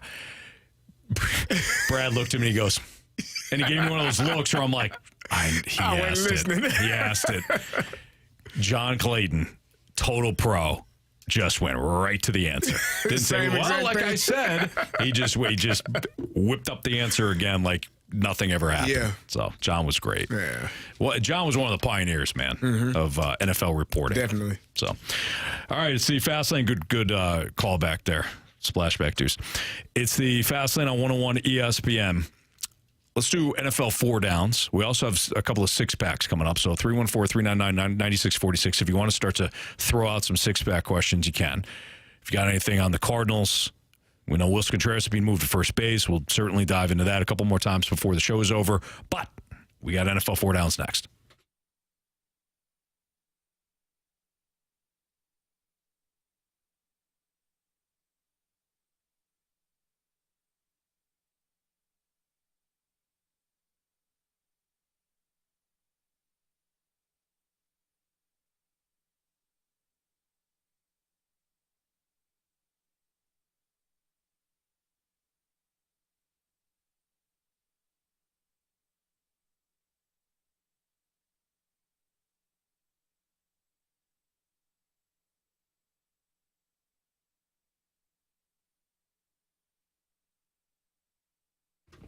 Our guy Stewie right now is undoubtedly helping somebody in the St. Louis area. Whether you need a home loan, whether you need to get that home loan fast and close within 2 weeks, you're looking at a home that's your dream spot, but you don't know if you've got the finances to get it all done, call or text Stewie right now at 314-324-4440. Again, 314-324-4440. Call him, text him, and I mean it, text him, because that's his personal cell phone number. He has that old school customer service feel, and this guy's the best. If you're looking at a unique situation, trying to secure a loan, maybe you got some debt that is keeping you up at night, call him. He can help. He's got so many different ways to help his clients. He offers the bagel loan, which is if you're borrowing $200,000 or more, qualify for the bagel loan, no closing costs, no lender fees. There's no tricks. There's no loopholes, anything like that. Stewie just flat out knows how to help people. When you call him, tell him Jamie and Anthony told you to call in. He loves hearing that. He loves helping out our 101 ESPN listeners. But I really implore you to do this. If you have a unique situation, you're like, you know what? I've talked to other people. They can't help. There's no way. Just trust us on this one. Call Stewie or text him. Tell him what your situation is. Don't be surprised if he helps. He finds a solution for you. Again, that's Stewie from Stewart's American Mortgage Corporation. If you missed that phone number earlier, go ahead and Google the bagel loan. You get the information right there. NMLS number 226715.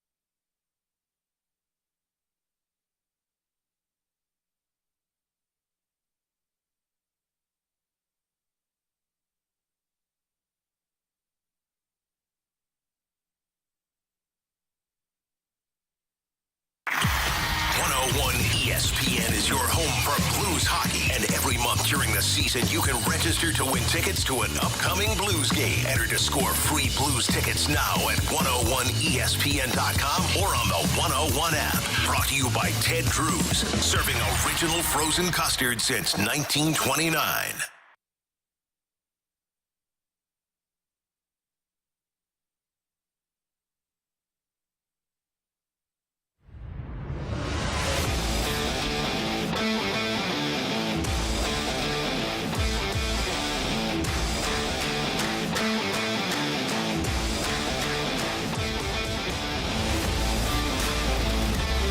Time for Forward Downs here in the Fast Lane on 101 ESPN. Carey Davis, Anthony Stalter, Andrew Marsh.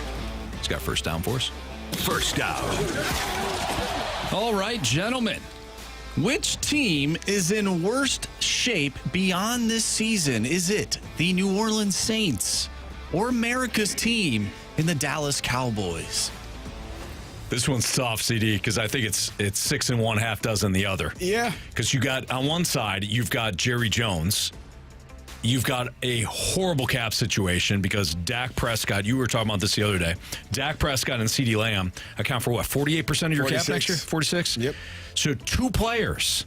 You ain't signed Michael Parsons yet. Two players soak up your cap space next year.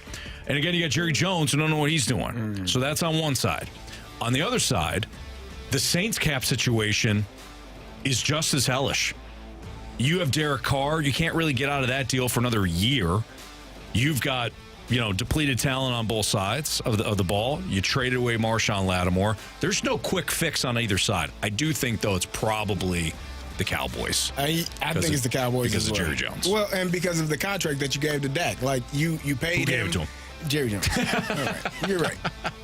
I do think it's the Cowboys. I think they have allocated so much money to a couple of players, and they didn't get better in the offseason. They didn't pick up a running back, and there were two really good running backs. One of them jumps over people backwards. The other one runs 98 yards and doesn't get caught, and he's a large human being. Like, you didn't go get either one of those guys. You pretty much wasted, in my opinion, one of the best offensive lines in NFL, one of the top 5 offensive lines in NFL history when you had those guys for the last few years. And now they're starting to, they've got Tyron Smith is older and gone. And so you wasted so much time with what you've had.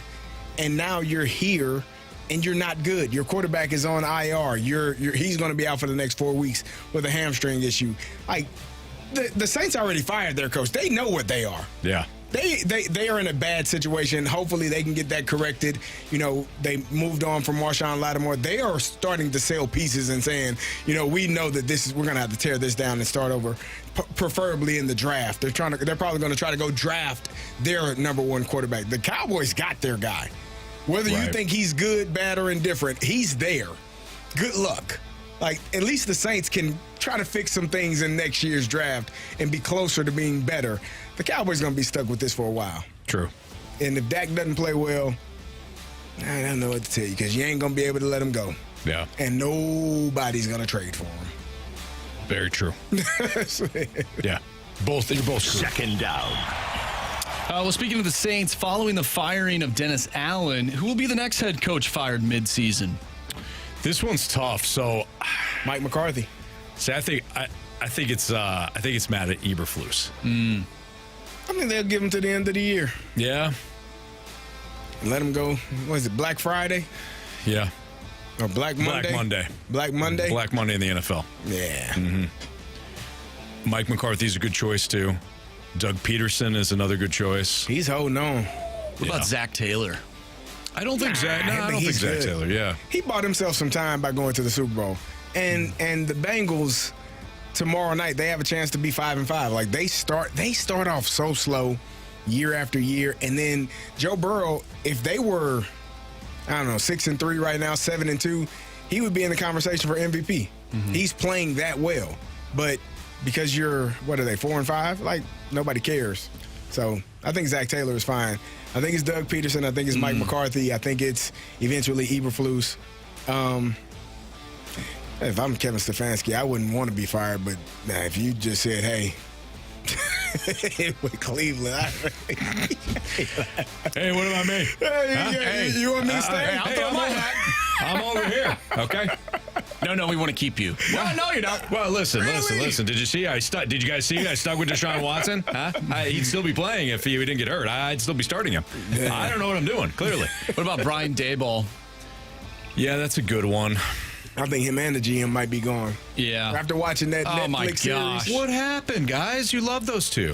They're the best. They had a plan, man. Yeah. But the plan was revolved around Daniel Jones. Their plan was, Joe Sheehan's plan was to have his family write down the names of the people that they wanted in the draft. They got the best player available. That literally happened in the show. Yeah. Like his kids said, I want Jaden Daniels. Yeah. He's going to be a good quarterback. I want Jaden Daniels. Yeah, sure, son. The son said it a couple of times. Yeah. I mean, they couldn't get him anyways. They couldn't get him. They couldn't. Yeah. They got the best player available in Malik Neighbors. They did what they could do. They tried to fix some things with the offensive line. They didn't look good a couple of weeks ago, giving up a bunch of sacks. I forget who they were playing. But, they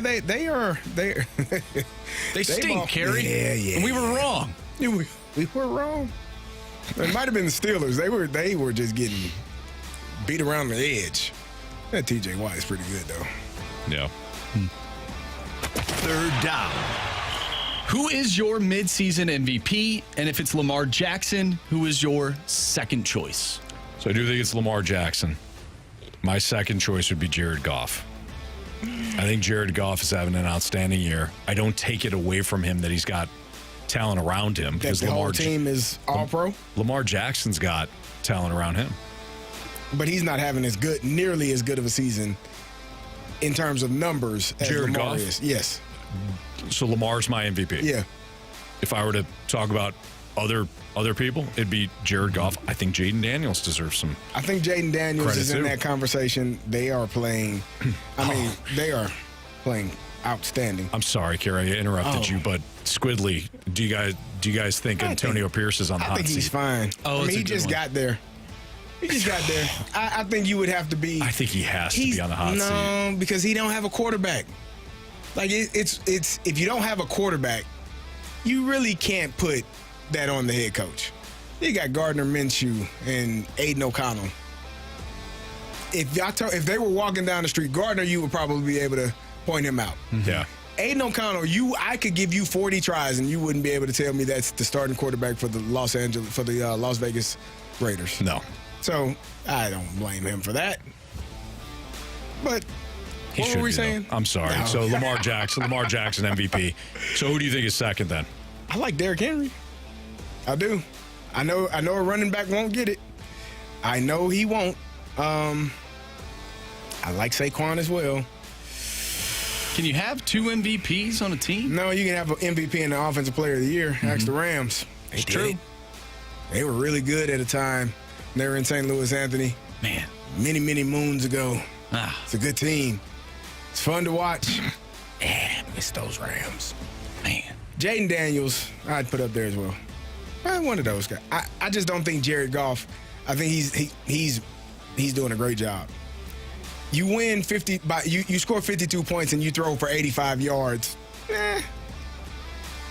Did you have anything to do with that? Like, did you? They scored 52 points in a game in 3 quarters. Won like 52-17 or something like that. But he only threw for 85 yards. Mm-hmm. Like, I think if you look at the score, you're like, man, Jared Goff must have balled. And you're like, 85 yards? What the hell? I think he's having a good season. I know that CD doesn't like him. I do like him. I love him. Doesn't want anything to do with him. I'm mad that I was disappointed that the Rams traded him after he took him to the Super Bowl. And they traded for another guy. It worked out for both teams. Great trade. That's amazing. I think it worked out. Fourth down. All right, guys, before we get out of here, not the show, of course, but the segment. Biggest winner. No. Hockey tonight? Marchie. No. We'll see you, buddy. Let's go. Nope. Oh. Biggest winner at the deadline, biggest loser at the deadline. Cowboys' biggest loser. No doubt. No question. Yeah, you went and got a receiver. Did they? Well, he plays. That's the position he plays, Anthony. Did you see the one play that Jonathan Mingo had against the where he Titans. jumped out of where he bounds? jumped out of bounds trying to catch the football. I didn't see that. Literally, his legs went out of bounds. He moved his legs out of bounds and then tried to make this miraculous catch while he was. I mean, it was. I got to see it. Zero No, awareness. you don't want to see it. I do Zero need to see awareness. No, you're I going mean, to he's puke. got 12 catches on the season. He's got one catch in the last 4 weeks, and the Cowboys gave up a fourth rounder for him. They gave up more for Mingo than they got back for Amari Cooper when they traded him a couple years ago. That's crazy. That's crazy talk, Anthony. Deontay Johnson, Amari Cooper. Who was the Somebody else went DeAndre Hopkins. went for cheaper than what the Cowboys gave up for Jonathan Mingo. You don't know what they have in store for him. They got plans. Anthony. I think Deontay Johnson went for less. That's what I'm saying. they got Deontay plans. Johnson. There's three of them. Deontay Johnson, Hopkins, and Amari Cooper. Amari Cooper all went for less, I They think. got plans. You got to understand that. They got plans for continuing to lose. Anthony, it's America's team. You need to stop. Okay. I don't know who would be the best trade thus far. Zadarius Smith, I think it helps them, but he's not I don't know that he's a difference maker. I don't know that Mike Williams. I think Preston Smith, honestly, one that kind of went under the radar for the Steelers, adding depth, like getting more people that can rush the passer in those situations and stop the run. I think that is going to be it. I think that's a good trade. But I don't know if there was one in particular that really stood. DeAndre Hopkins to the Chiefs is probably. I think one that's of the a best great one. ones. I think the Commanders won. I think the Commanders getting Marshawn Lattimore, biggest need, best player, check. I think they did great. Other winners, certainly Lions, Ravens, you mentioned them, Chiefs. But to me, standalone winner, Commanders, standalone loser, Cowboys. And Max Crosby for not being able to get out of Vegas. That poor SOB. All right, this is Fastlane on 101 ESPN. We've got part one of our six-pack, 314-399-9646. It's the Air Comfort Service text line. Text in if you got any questions. That's next.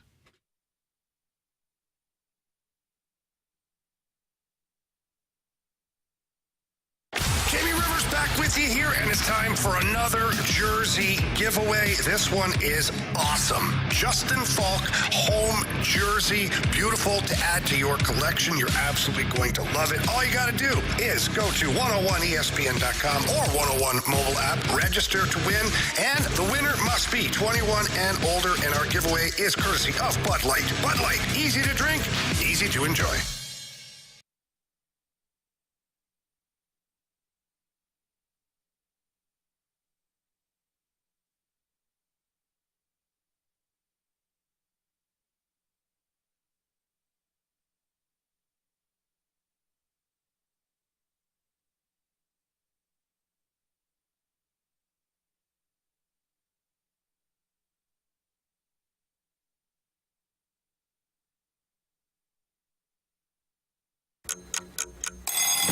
You've been waiting, and now is the time. Golden Oak Lending has fixed mortgage rates at 4.875%. But don't wait. This rate won't last forever. Call today and take advantage of our low 4.875 fixed rate. Call 314-567-GOLD. That's 314-567-GOLD. Golden Oak Lending cured my blues. 5.784 APR. FHA 15-year 20% equity qualified credit. Additional terms apply. NMLS 114937.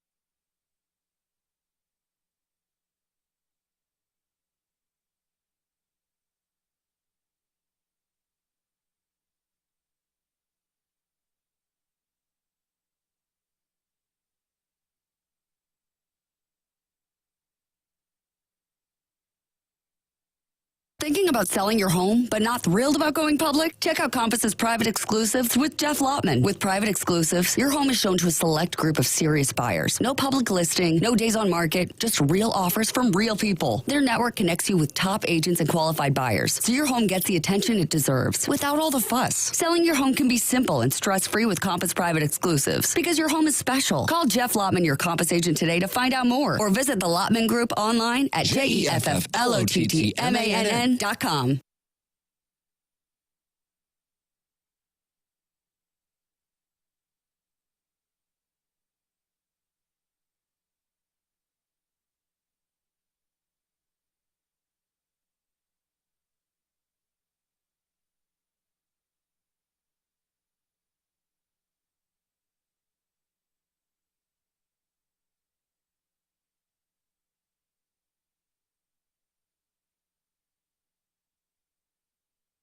Nearly 3,000 teen drivers die in car crashes each year. Tire Rack Street Survival is designed to save lives. The one-day hands-on driving school gives teens experience in car control through exercises that include emergency braking and skid recovery. Find a class near you at TireRack.com/survive.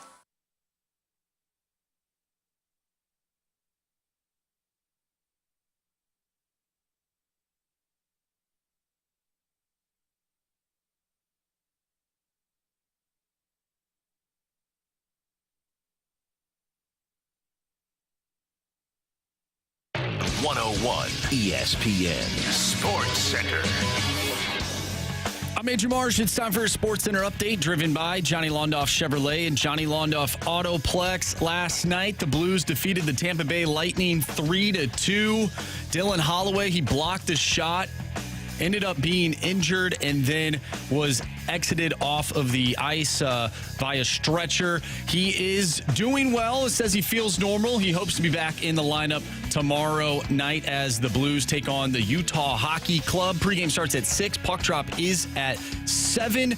Willson Contreras is on the move, not to another team, but he is going to play first base. We talked a little bit about that. We'll dive more into that as the show goes on. But get your questions in. We're doing our Sports Six-Pack coming up next. So get those questions into the Air Comfort Service text line, 314-399-9646. Six-Pack coming your way next. I'm Andrew Marsh, and the Sports Center update is driven by Johnny Londoff Chevrolet and Johnny Londoff Autoplex. See them at Londoff.com. Chevy, together we drive. Are you kidding me?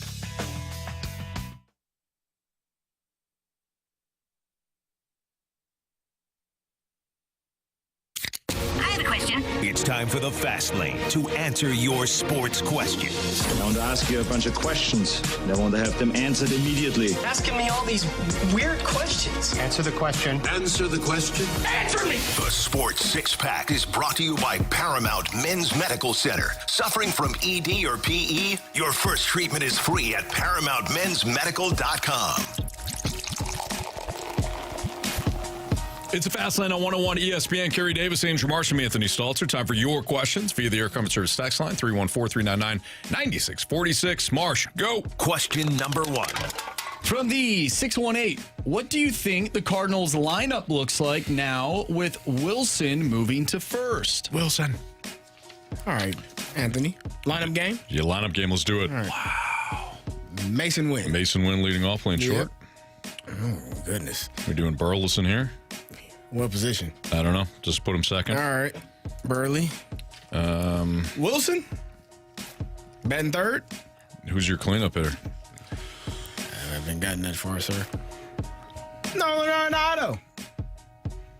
Don't look at me like that with those eyes. I'd put Contreras 4. Who are you putting at third? I mean, batting third. I don't know.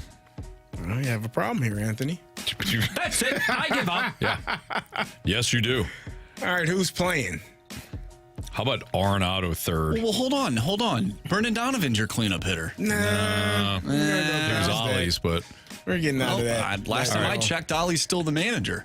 What about Wynn at short? Leading off, Burleson second. Carey, who the hell else are we going to put in this? You're looking at me like I'm a magician, okay? I don't know, man. I'm a doctor, not a magician. Okay. I like Wilson here. Where? Third. Who you going to bat fourth? What difference does it make if you put Arenado third or fourth? Hey, Big brain Marshy. Right, left, right, right. Then you put a lefty right there. Which would be? Brendan Donovan. Or Lars Taylor Tattooing Newbar. This is going to be harder than we thought, huh? Then your sixth, the guy batting sixth is Jordan Walker. Get another righty bat in there. Where's Nolan Arenado? He ain't on the team. He is on the team. Who's playing third? I don't know if he'll be on the team. Who knows? He's going to be on the team. Nobody wants that contract. Why don't you put Arenado second? Why? Why would I put that? That's often one of your best hitters. I'm not putting Arenado second. It's he was one of your better hitters. He just didn't hit for power, Anthony. That's why I got him third. He could be a singles machine. Why would you put him third? It's going to be two runners on. It's going to be a runner on base. Over, get on base, Contreras, batch in. Oh, gosh. Win, Burleson, Arenado, Contreras. Oh, you just made a decision on your own. All right, fine. Donovan, Walker. No, Donovan, Newt. Walker got a bat higher. He got to get more at bats. My pen Gorman anymore. And then your center fielder. You left out. Did you leave out Herrera? Who's catching? Oh yeah, I need a catcher. Are you telling me that there's too many players? No. I don't know. This is brutal. You know what, Anthony? This is why we are not getting paid to make the lineup. Well, listen. I can get paid. I can get you a lineup. I'm just trying to put some thought into it to make sure that I like it. Arenado batting second. He's like our Mookie Betts. In what way? That he's a right-handed hitter? And a future Hall of Famer. Huh? You guys with me? Sure. Okay.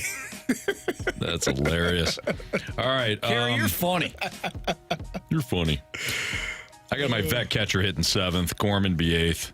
Who's my vet? Who's your vet? You got to go with guys on the team right now. Danny Jensen. Oh, Anthony, I hate to break it to you. I don't think that they're going to bring in a veteran because Katie Wu tweeted out the Cardinals are moving Willson Contreras to a first base / DH role next year, John Mozeliak says. Both parties decided it would be best for his health / longevity of career. Mo says it's unlikely Contreras will catch at all next year. Ivan Herrera / Pedro Pajes are in line to split time. There you go. Ivan Herrera. All right. Put him in the cleanup spot. So we're punting defense next year. We're not a defensive team, so let me redo this. The problem last year was the offense. Yeah, well, you know what the problem this upcoming year will be the offense and the defense. All so right, Merry let's Christmas. Move that around. All right, Win, Burleson, Contreras, Arenado. Herrera. This guy. Contreras. You want Arenado? Anthony, I would rather Herrera. I'd put Contreras third. You want that guy to get more at bats. Yes. That's why they moved Goldschmidt up to bat second, because they wanted him to get more at bats. And you move Arenado down in the lineup. You can start your lineup over. You can do whatever you want with your damn 7. lineup. I'm doing this one. Gorman 8, center fielder 9, Walker 7, Newt 6. All right. Or Donovan 6. This guy. I'll trade Newt.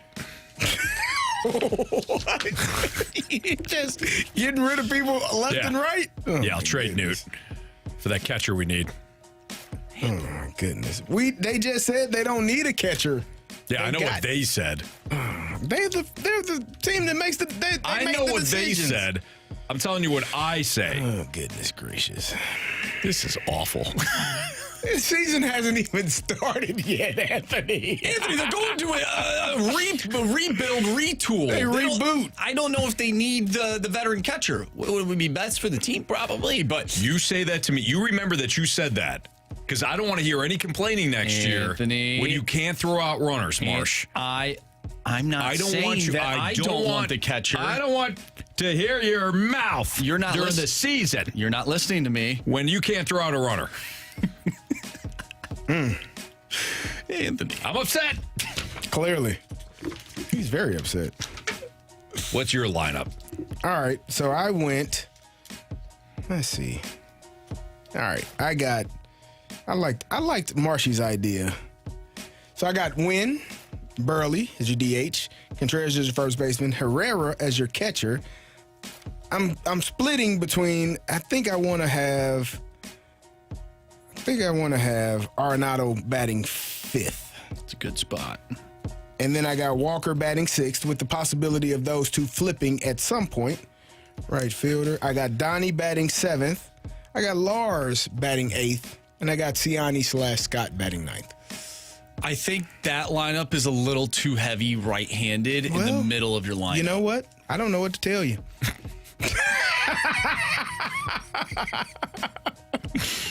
I don't know what to tell you. You know? I don't believe in righty, lefty, righty, lefty, righty, lefty. You know why? Because if you can hit, damn it. And you fill out a lineup based on who's the best hitter. I know what Carey's lineup is. It's Shohei Ohtani, Mookie Betts, Freddie Freeman, Teoscar Hernandez, Will Smith, Gavin Lux, Tommy Edman. Actually, Gavin Lux, he wasn't that good in the Tommy Edman. Keep going. All right, Juan Soto. He'll probably be in that next year. No doubt. Maybe another one. Yep. It's a great lineup there, fellas. All right, let's. What do we get through? One question. Yeah. Let's finish our Sports Six Pack next on 101 ESPN.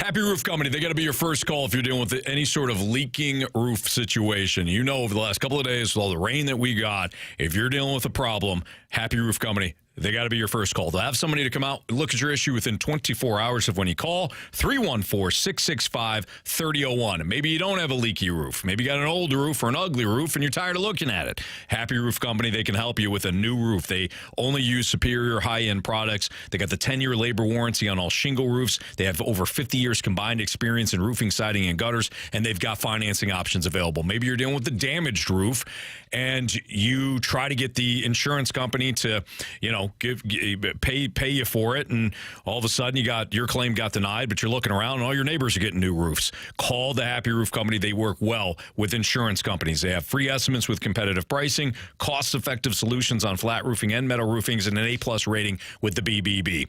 TheHappyRoof.com is where you can find them online. Give them a call, 314-665-3001. Tell them Stalter sent you. It's the Happy Roof Company.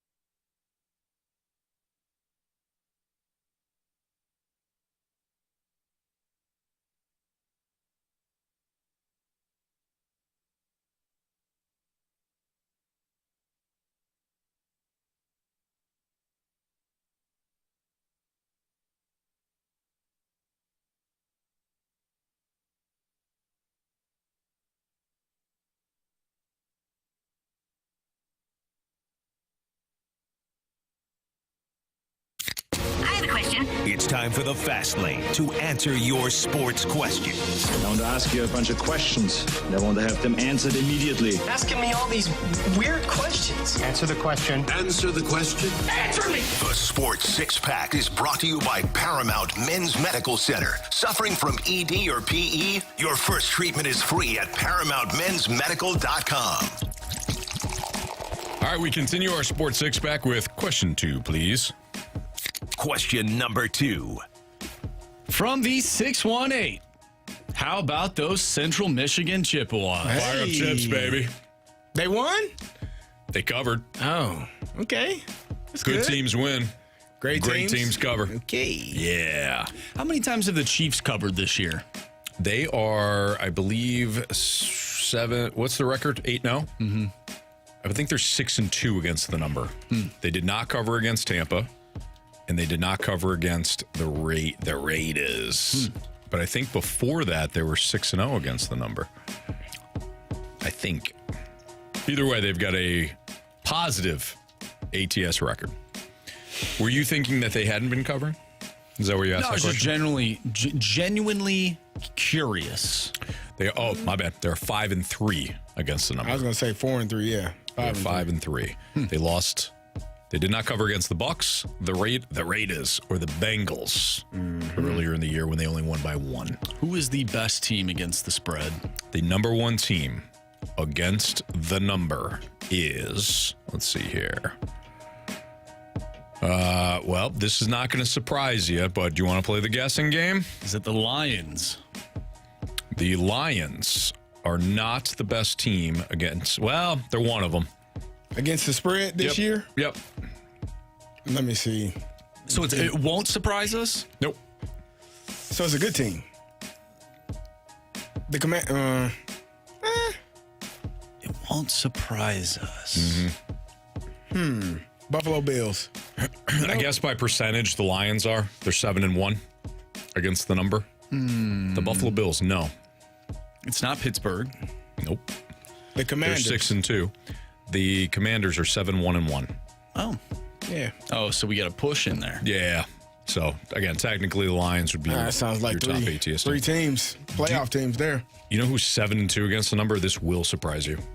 7-2. At least it surprised me. I guess I shouldn't put that. Well, that doesn't mean that they're 7-2. No, like that means actually. they just- 7-2 against the spread. Ooh. This will surprise you. It's an AFC team. The Patriots. Nope. What about the Browns? Nope. The Broncos? Nope. That's a good guess. Browns are 3-6 ATS. The who else did you throw out there? Broncos. Yes. Broncos, Patriots. Denver 6-3 ATS. This team is 7-2 against the number. Wow. So they're playing tight games. Yep. Man, I'm AFC team. gonna go with the Tennessee Titans. I'll give you each one more guess. All right, do you want the Titans as your guess? No. Okay. I'll give you one more guess. And it's gonna surprise us. The Jets. It surprised me at least. Is that your guess? Mm-hmm. Ooh, that's a Carey's going with the New York Football Jets. Wow. Let me go with the Miami Dolphins. You're both wrong. Damn it. The Indianapolis Colts are 7-2 against the spread this year. They have played close games. Yep. And they recently just covered against your Minnesota Vikings. Just 7-2. Worst team against the spread? Any guesses? This team is 2-7. There's also a 1-7 ATS team. Wow. Is it shocking? Nope. Carolina Panthers. 2-7 against the number. 1-7 is the team you just mentioned. The Tennessee Titans. The Tennessee Titans, 1-7. Way off. Good thing I didn't guess that. That was way off. Samsonite. All right. Question number 3. From the 314, once the Pujols era ended, here is when I think the Cardinals went downhill. That's from Justin. Agree or disagree? When the Pujols era ended. Yes. I guess yes. which era? Like was the first one? I'm assuming the first one.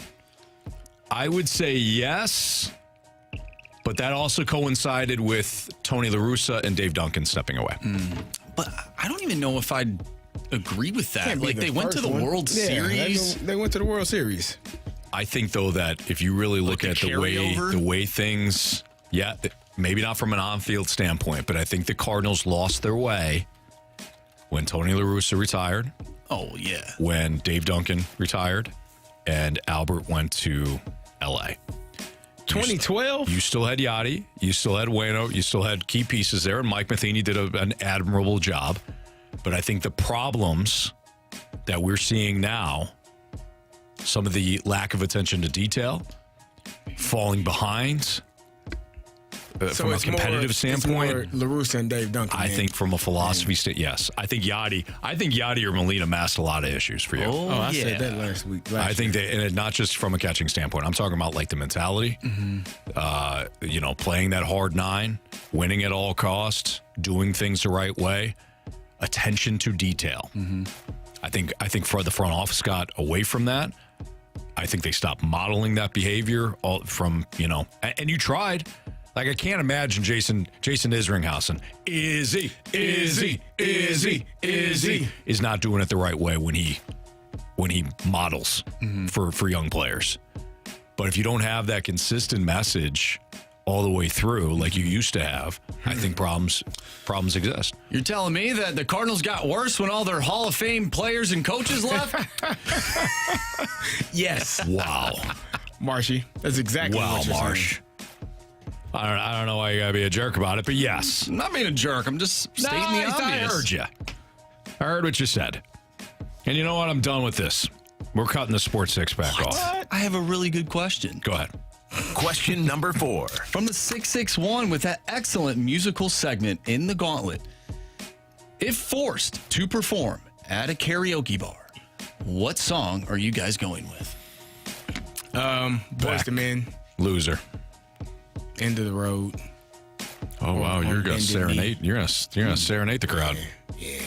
Bend the knee, end of the road. Wow. Okay. Yeah. All right. Yes, sir. Man. No Motown Philly. Back again.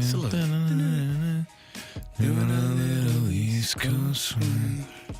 Boyz II Men going on. That is a good song, actually. Whoa. Yeah. You're gonna listen to it on the way home. Yeah, probably. Yeah, I'd go back loser. I'm a loser, baby. Why would you kill me? Marshy? What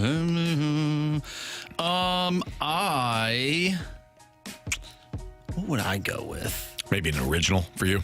Probably. I mean, I could. Yeah. I could. They wouldn't have the lyrics. I wouldn't need the lyrics, though. You would know it. I would know. You got it. The song. You would just say, this is a Marshy Marsh original. Just boom, right there. That's exactly what I would do. If there was 2 of us, like maybe if I know Carey, you liked Country Music Thursdays. Oh yeah, I did. Maybe Carey and I can do Party for 2. Don't know that one, but I can go with it. We're having a party. Don't know that one at all. We'll practice. Yeah, we need to listen to it in the break. All righty. It's the Fast Lane on 101 at ESPN. Injury-riddled teams like the Blues. How do you keep things together, stay competitive? Carey's got some insight on this. That's next on 101 ESPN.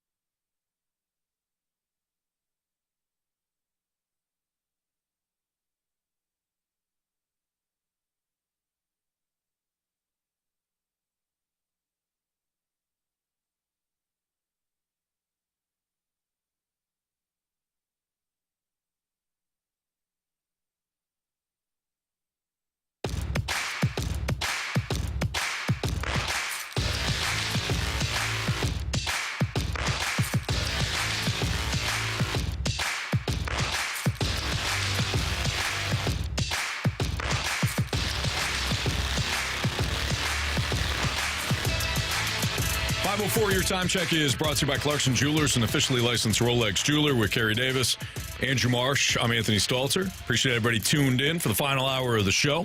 The Blues got some really good news following the game, and certainly this morning when Dylan Holloway, it was reported that Dylan Holloway is doing much better following his trip to the emergency room last night, where he got hit with a puck in the neck and wound up finishing his shift and then going to the bench, and then he started to feel lightheaded, and eventually the Blues decided, hey, we're going to get him on a stretcher and we're going to get him some help. Not the same situation as Jay Bouwmeester, where he collapsed on the bench. Dylan Holloway's doing really well. It's good. Great to hear. But this Blues team is still incredibly banged up. Nick Leddy is out. Robert Thomas is out. Philip Broberg is out. We don't know how long Dylan Holloway will be out for. I can't imagine he'll be out for too long. But he said he was he's ready to go. He said he one day off, and he said he hopes to be playing tomorrow against the Utah Hockey Club. Great. Yeah. Carey, I know that you've been in situations before where you've been in a locker room where the team is banged up, and you want to have that next man up mentality. But realistically, how are you able to keep things together, the locker room together, and competitive when you're dealing with an injury-rattled club? Well, it's not something riddled. It's not something you think about. Like, you can't afford to think about it. And the crazy thing, like I was talking to Jamie about it earlier, like as an athlete, you have this thing in your brain where I'm fine. Yep. I can push through anything. I can make it through anything. I'm okay. And that's how you have to go about your day. And so it's not something that you concern yourself with. You know it's there. You acknowledge that you've had teammates that are going down, and you just try to hold on, especially when they're really good players. Like, your better players are injured. Robert Thomas, Broberg, been out. Like, those are two of the best players on your team at this point. Sure. And so you just have to hold the rope as long as you can until you can get those guys back, and then they can start pulling the rope with you. And so that has to be the mindset where you're not worried about being the next person to get injured. You know that, and you don't think like, oh, we're cursed or we got something going on. You don't think like, because as an athlete, you never think negatively about your play or your health or your ability. You always are positive and thinking, I can do anything. Sure. I can make this happen. So I don't think it's a thing where they're concerned about it, but it's just another opportunity for the next person to go in and show why they should be playing or why they can play. Like, we haven't, Kasperi Kapanen has been out as well. Like, it's a lot of people that have missed time this year. You said Nick Leddy. Like, there are a lot of guys that have had time on the shelf because of injuries. But it does have to be the next man up mentality. And the thing about it is, everybody is there because they can play. Right? It's not, I laugh when people are like, oh, the 15th man on the NBA bench, I could beat him. No, you can't. No. You will get smoked. Like, he might not be the best of the players on his team or in the league, but he's one of the best players in the world. So, that confidence just comes with you, and hopefully until those guys are back healthy and back able to skate around and do the things that they, love to do and help the team, you just have to hold the rope and make sure that you don't go too far in the wrong direction, and you keep winning games. And they've been doing a good job the last few games. Yeah, they've really stepped up. You got 2 wins against Toronto. I know you had a bad stretch there in between your Toronto wins, but a really bad stretch there. But 2 wins against Toronto. The win last night against Tampa. We were talking earlier in the show. I thought that was the grittiest win that you've had thus far this season. To fall behind. First of all, you got outshot badly. I mean, you only had 3 shots on goal in that first period last night. You also saw Dylan Holloway go through what he did on the bench, only to come back out in the second period and then immediately give up the lead within the first 3 minutes. So you're falling behind 1-0. You battle back. Not only do you tie the game in the second period, you build a lead going in intermission. You were able to add on to it, and even though Tampa cut into that deficit, that lead, you were able to hang on and get a win. And I didn't really feel, I don't know how you guys felt, but I didn't feel like the Blues in that third period were going to give it back. Right. I thought they were, by the time the third period happened, I thought Tampa was on their heels, as opposed to the Blues maybe in the first period. I thought Tampa, they looked like it was, they were battling an uphill battle. Jordan Binnington was great. Defense was active. You had guys last night scoring goals to get in front of the net. Toropchenko right in front of the net, unaccounted for. He goes top shelf on his goal.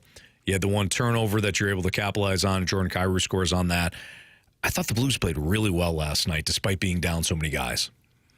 And I think the thing is to keep in mind who scored last night. Like, you had Torpos scoring, you had Sonny scoring. Like, those are guys that if you get offense from them, if you get goals from them, that's addition too. Sure. Like, you expect Jordan Kyrou to score a goal. You need that. But when you get other guys that can help put the puck in the net as well, it's huge. You're putting yourself in a position to win. So, and that's just that's also that next man up mentality. Like, guys go down, people get injured in sports. It's part of the game. How you respond after that injury is what makes your team, whether or not you can be a playoff team, whether you're going to lose more games than you win. Like, this team right now, I agree with you. That was a gritty win. And it was a tough win because all of the factors that took place with all of the injuries that you're having, and to see a guy go down in that fashion, that to me was probably that's more nerve-wracking than a guy getting his knee torn up or a guy getting fallen on and he's injured, or a guy getting hit and now his shoulder is out of place. Like, okay.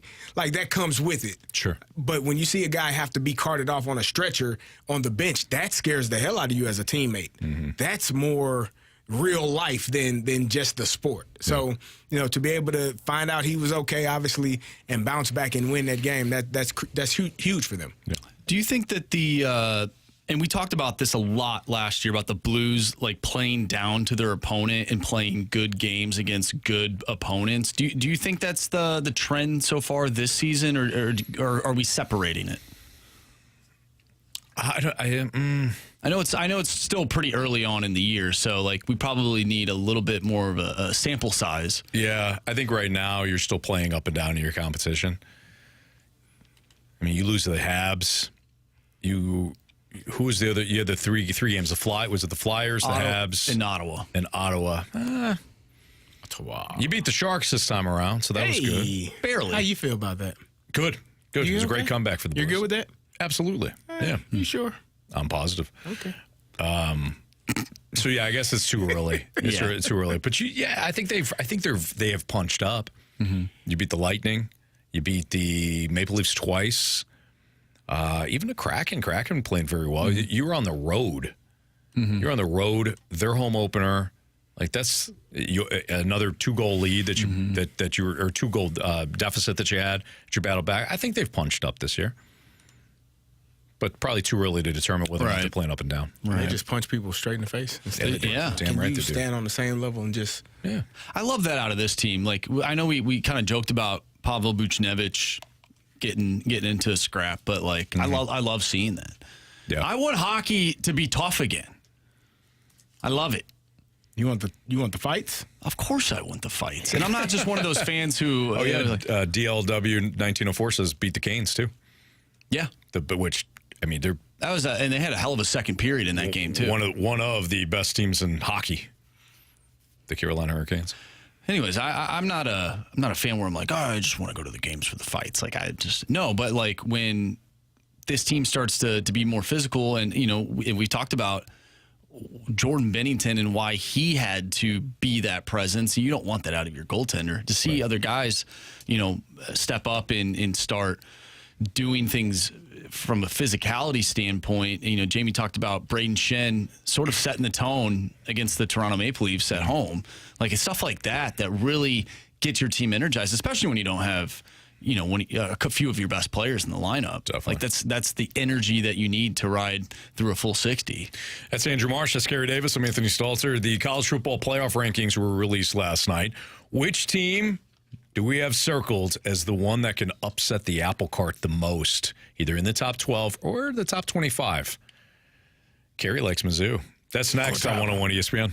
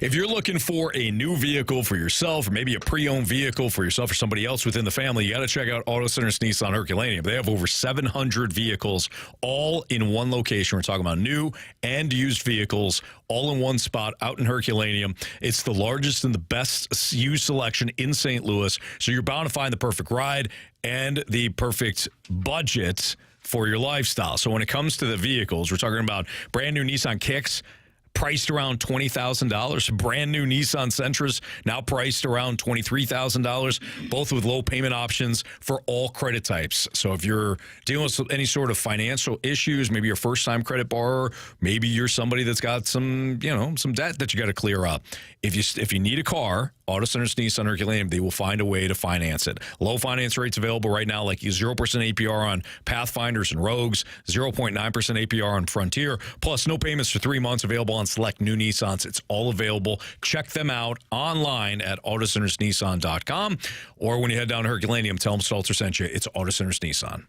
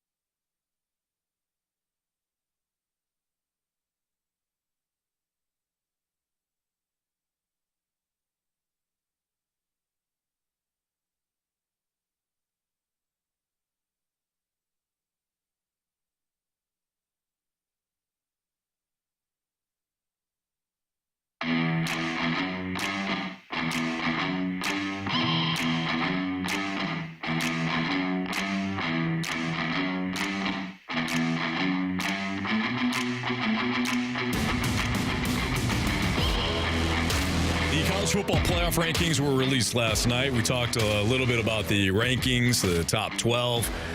But, Carey, when it comes to either the top 12 or if you want to expand this out to the top 25, because more than likely, I mean, there's almost a 0% chance that this will be the exact same 12 that goes to the playoffs in a couple of months that we're seeing right now. So if you want to expand this, great. Who's the team? When you look at this, you circle it and you say, yep, they're going to upset the apple cart. From the outside in right now, a team that's not in the top 12? Could be in the top 12, Carey, or it could be in the top 25. And I know people don't believe it. They don't believe in him, but they got a Heisman Trophy candidate on their team. Boise State, man. If you haven't watched them play, you're missing out. And people are, they're not a real. They went into Oregon and played that Oregon team, which is now the number one team in the country. I forget what they were ranked at the time. It was top 10, I'm sure. Yeah. And they took them to the final buzzer. Like they stayed in that game the entire time. Yeah, they did. And Ashton Genty rushed for 97 yards against an Oregon team that is the number one team in the country right now. So they lost 37-34. And Oregon scored. Did they score? They scored on the last second field goal. Yeah. To win that game. Yep. And they had to score a touchdown in the fourth quarter and a field goal in the fourth quarter to win that game. Oregon was losing by a touchdown in the fourth quarter at home against Boise State. Yep. That to me is a team. This is the reason why I'm happy to see a 12-team playoff where a team like Boise State gets to play and enter and get a chance to upset a team that everyone thinks is going to win because they almost did it on a home field of Oregon's. If you're playing on a neutral field and that game is played again, now Oregon has gotten better. They had to correct some things from the first couple of weeks because they also almost lost to Idaho. They were in a. I don't know if they're ever in danger, but I know what you're saying. They were in a dogfight with Idaho. I agree. One didn't. I mean, you and I talked about it. You remember that Monday? Yeah. You were like, you know what team didn't look? I go Oregon. Yeah. You're like, yep. So, Idaho threw a couple of trick plays at them, and they were able to bounce back and win that game. But Boise State for me is the team, and then another team. For whatever reason, people just don't like this man. They hate what he represents, and all he's ever done in his life has been great at everything, literally. I mean everything. Deion Sanders and the Colorado Buffaloes have a chance to sneak into the college football playoffs. This is a team that won, 3 games last year? 4 games? Yep. Like, they have made a drastic leap from where they were last season, and that's not getting enough credit. Because you don't you think Deion, he's too flashy, he wins. He has been one of the best athletes of our lifetime. Played football and baseball at a high level. And has done so many and continues to coach at a high level. That's another team. And they have 2 potential Heisman Trophy candidates on their team as well. So I think that those are 2 teams that could, one team that's in the playoff picture right now, one team that's just outside of it in Colorado that could upset some teams if they're able to get in and do some damage. You know who my team is? Indiana. Oh, I thought you were going to say the Tigers. You like those Tigers. Not the LSU or the Auburn. Mizzou Tigers? Yeah. Oh, yeah, no, I do. You talk about them all the time. Yeah, they're great. Yep. No, Indiana. Indiana with that offense. I know they haven't played the most daunting schedule. We'll see how they do in 2 weeks when they have to take on Ohio State in Columbus. But they've got the number 2 ranked offense in terms of efficiency. Their defense is respectable at 34. But this is a team that has scored at will. And I'm very interested to see how they do against Ohio State. If they can win that one, get into the Big Ten title game. Like, I think Indiana is one of those teams that can upset the apple cart this year. They're blowing out teams left and right. So I want to see them get in there. I also like Boise State for the same reasons you listed with Ashton Genty. And my other team that I've been promoting, I don't think they can actually upset the apple cart, but I would love to see them get in, is Army. Just for the story. I mean, you're talking about massive, when it comes to, the height and weight and the size, you're at a massive disadvantage. Right. And they are rolling everybody. They got them ranked, they're 25. Which I think is kind of a disrespectful thing. Well. But they just haven't played anybody. That's the problem. Their wins are against Lehigh, FAU, Rice, Temple, Tulsa, UAB, East Carolina, and Air Force. They score a lot of points. Like that's one of the easiest schedules I think you'll ever see. But when you look at it, 42-7, 24-7, 37-14, 42-14, 49-7, 44-10, 45-28, and 20-3. You like that? I do, Kirk. I do. They're at North Texas this weekend. The big one is Notre Dame. They play them in a couple of weeks, right? They play them on November 23rd. Yeah. November 23rd, I think, is a good week in college football. Is that the final week of the... No, sir. It's the following week? That's the final week after Thanksgiving? Yes, and then you've got the Army-Navy game.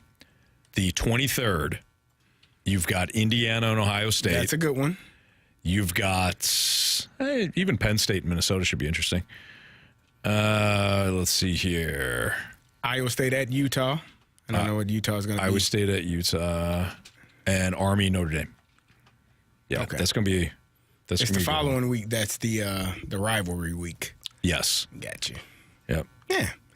It's going to be good football, man. Yeah, it's going to be fun down the stretch. It's going to be exciting watching, these teams continue to go back and forth to figure out who's going to make it into the college football playoff picture and who's going to be on the outside looking in. And we're always going to have teams just like in the March Madness. How didn't they? Man, it's 68 teams, man. All right, okay. If they weren't, win more games, brother. Right. I don't know what to tell you. But this one, there's only 12. And they're going to be a couple of teams. They're going to be a 13 and a 14 seeded team looking at it like, man. But I think this is the best thing for college football. I'm so excited to see, how it all plays out. The playoff picture, you said it. What they put up the first week never stays the same by the time they get to the end of it. So, you got some tough matchups here where teams have a chance to gain position and lose some position. Yep. Yeah, I'm excited for it. By the way, college football tonight, you've got more action going on. Hey. You got your Ohio Bobcats playing tonight against Kent State, and you've got Northern Illinois versus Western Michigan, Carey. So be tuned in for those. Hayden Wolf of Western Michigan. Your rivals. Biggest rivals. Yeah. Central Michigan got it done last night, though. They covered. At the window. Yeah. Not necessarily on the field. All right. It's Fastlane on 101 ESPN. We've got our biggest question of the day next.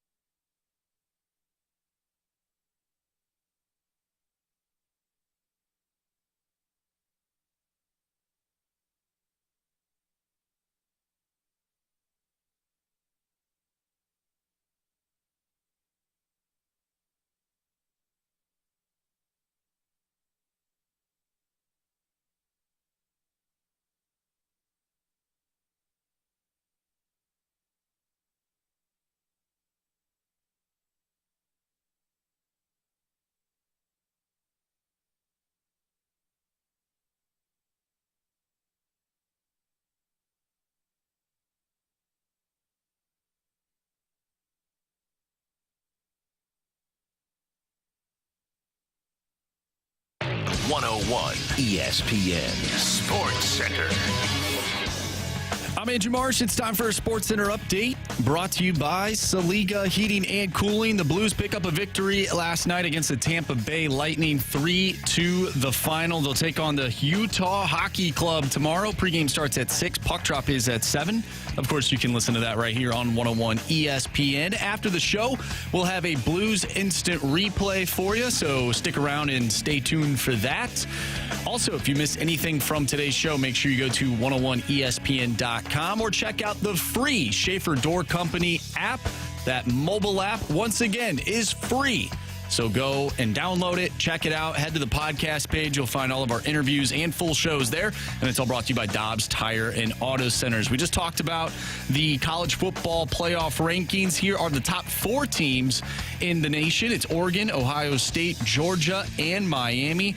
We'll continue discussing college football throughout the remainder of the week. We'll talk Blues hockey as well as the Cardinals, as the Cardinals announced that Willson Contreras is now going to be the next first baseman for your St. Louis Cardinals. So maybe we'll get into that with our biggest question of the day. That's coming up next. I'm Andrew Marsh, and the Sports Center update is brought to you by Saliga Heating and Cooling, an independent American Standard heating and air conditioning dealer.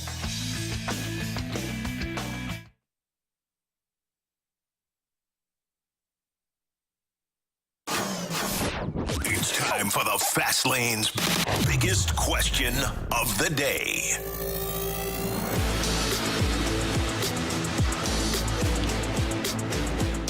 All right, time for the biggest question of the day here in the Fast Lane on 101 ESPN. Carey Davis, Andrew Marsh. I'm Anthony Stalter. Marsh, what is the biggest question of the day? It's very simple. Willson Contreras, and it was announced today Wilson. Wilson! Actually, is that from Home Improvement when he yells that? The one he did. No, Which that one? is. I did. That's Castaway. Yeah. But Wilson was the neighbor. the neighbor. Yeah, he was. Yeah. He was the neighbor. Never saw his face. Right. Till the last episode, I think they showed his face. Yeah. Really? I didn't see it. I think they did it like when they lined up to say goodbye. Yeah. You want to see my face? Show us your face. You want to see my face? What movie is that where I think it might be Step Brothers, where he's like, "Can I touch your face?" Is that from Step Brothers? That doesn't sound familiar from Step Brothers. Can I touch your face? No. I think no, it is. It's the neighbor. The neighbor who's that lives he tries the mom. Will Ferrell's mom. It's like, "Hey, can I touch your face?" Oh man, I don't remember that line. Sorry, Marsh. I know you're on an island right now. I wish I could paddle out to you. That's all. I don't remember that. Maybe the text line can help us out. Okay, so Katie Wu, she put out that Willson Contreras will be moving to a first base DH role next year because of health and longevity of his career. Both parties, Willson Contreras, the front office, John Mozeliak, they think this is the best decision. Do you guys think that this is the best decision for the team that is going into a quote-unquote rebuild to move Willson Contreras to first base? Given the conversations that we had about Jordan Walker potentially playing first base, maybe moving Alec Burleson to first base, do you guys think this is the best move for the Cardinals? I don't know. No, I think you get weak at 2 spots defensively. If you're going to stick with Ivan Herrera and Pedro Pajes as your catchers, you are now weak at catcher, and now you are weak at first base from a defensive standpoint. So, no. That's why you develop. That's why you work and get players better. Gary, you can work with me every single day. Every single day to develop me into an NFL player. Doesn't mean I'm going to be an NFL player. Well, if you were already an NFL player and you played linebacker, I could teach you to play running back or fullback. All right, good call. We start tomorrow, 8 a.m. All right. You play strong safety? What do you want to play? You want to be a slot receiver? You know what? I want to be a running tight back. end. No. Yeah, not the tight end. Like a Travis Kelce there you tight go. end? Yeah. All right, I'll do that. I don't have to have you in line. I can put you out, split you out. I kind of want to be running back. I played fullback for one game. How was that? I loved it. Did you? Yeah. They kept telling me I had to block the DN, though. I'm like, just give me the ball. You were blocking sled. That was my job. Not fun. No, it's not. You want me to block who? Okay. Yeah. All right. I can't cut him? Nah. block him. All right, cool. Sounds good. I caught one pass in the flat. And fullback's always open in the flat. Always. I tell people that's the number one read. Yep. Slip the back out into the flat, he's wide open. That's exactly what I did. I snapped on Ben one game. I snapped. We were at home against the Giants. He threw that damn ball to Heath. I came back to that huddle and ripped him a new one. Did you? I'm the first read. Yeah. He's like, CD, my bad. I don't care about you. I don't mean the ball. CD, my bad. Okay, I just had to get it out. I snapped. I did. You always throw the damn ball to Heath. He's always, I'm open. The hell are you doing? The first read. CD, you're right. I apologize. What's wrong? You forced it into double coverage to Heath. Sitting there wide open. Hey, here, me. I was mad. Did you get a pass the next time? Hell no. That's why I was so mad. Because when the hell am I going? When are you going to throw it to me? See what I'm saying? Yeah. That's why. All right, lost it. I'm sorry about that, man. That's my guy. He's a good guy. It wasn't intentional. He was throwing it to the guy he thought I was going to catch it. I caught a lot of passes. Yeah. Just getting thrown a lot of them. I was livid. That's incredible. Anyways, all right, so I think you're weak at two spots now defensively. Now, if you're going to sign a veteran catcher, I'm okay with it. But Marsh, you kind of just indicated whether it's Jordan Walker or Alec Burleson maybe playing first base, you were going to free up that spot anyways, assuming you're moving on from Goldie. I don't know why you're moving Contreras there. I like it. I think it helps with giving your catchers some opportunity because you had 3, now you got 2. You got another bat that you had 3. They got 3 guys got C's next to their name. Yeah, they play catcher, and I'm so yeah. There'll still be a catcher, and so you give an opportunity to those 2 guys to be an everyday catcher. However you play that out between the 2 of them, you add another bat into your lineup because when you only have Willson catching, the DH spot is taken normally, and then you don't have one of those guys in the lineup, Herrera specifically. So I think it does the opposite. I think it helps with the offense, and Ivan Herrera is already a catcher. So is Pedro Paez. They both are catchers. They both can learn how to be better at their position. Now, Willson Contreras playing first base, that's going to be a transition for him. And like I said, if he's agreed to it, I'm sure he's already working with players and people and coaches that can help him learn the nuances of that position, how to get to the bag, where to go with the ball, like how to play this position in the right way. Mm-hmm. So I'm fine with it. Yeah. I think you're going to be bad defensively. Think about some of the throws that Mason win. He's got to know who's over there now. You had a Gold Glover at first base. You had a guy that could make all the plays. I don't like it. I think Goldie won a Gold Glove at some point. I'm pretty sure. Oh yeah. Awesome. Goldie's excellent defensively. Yeah. So yeah, I think you got issues. I think you have some defensive problems. I think you're weak at catcher from a defensive standpoint. I think you're weak at fair spaces from a defensive standpoint. I don't like your negativity today. Carey, you above everybody always says some people don't like hearing the truth. And now here you are not liking hearing the truth. I don't know if it's the truth. What? I don't know if it's the truth. Sign a veteran catcher for $5 to $8 million. Too much money. Put him behind the dish. Where are you going to get that money from? Goldie. Nah, it's allocated already. It's already spent. Yeah, you could spend on $5 to $8 on a catcher. It's gone. It walked away when he walked away. Bring it back. Just bring it back. Nah. Somebody asked about DH. Why not put Burleson at DH and why not put Contreras at DH and Burley at first base? I'm with you on that. They say DH and catcher. DH and first base. Yeah. They do a little bit of both. They're gonna rotate that DH spot. Yeah. Give him some days off. They're probably gonna rotate that first base spot too. Between him and Burley. Yep. Where's Jordan Walker going? Right field. That's what you said. No, That's I don't. what- I that's don't what want they him. said. Yeah, I don't want him. I don't want him right field. They need to. This is- They need to stop making that a thing. It's like in Mean Girls trying to make the fetch a thing. Yeah. It's like Jamie trying to make spicy a thing. Yeah, it doesn't work. Doesn't work. No, Jordan Walker let's in get right field spicy does at not 5 o'clock work. does not work. We tried it. And neither does exactly. We tried it, and we recognized right away. Boom, that doesn't work. That doesn't work. But no, Cardinals are like, let's keep trying Jordan Walker in right field. We know it doesn't work, but maybe at some point it will. You got John Jay here now. You had Willie McGee. If Willie McGee can't do it, I don't think John Jay's going to do it. You know? Sorry, John. You're a great guy. Solid defender. John Jay was one of my favorite players when he was here, man. Yeah? He just kept working. He just did. kept working. Remember, he used to get hit a lot. Just do his thing, man. I enjoyed that guy. All right, there you go. Favorite player of all time. Spill coffee.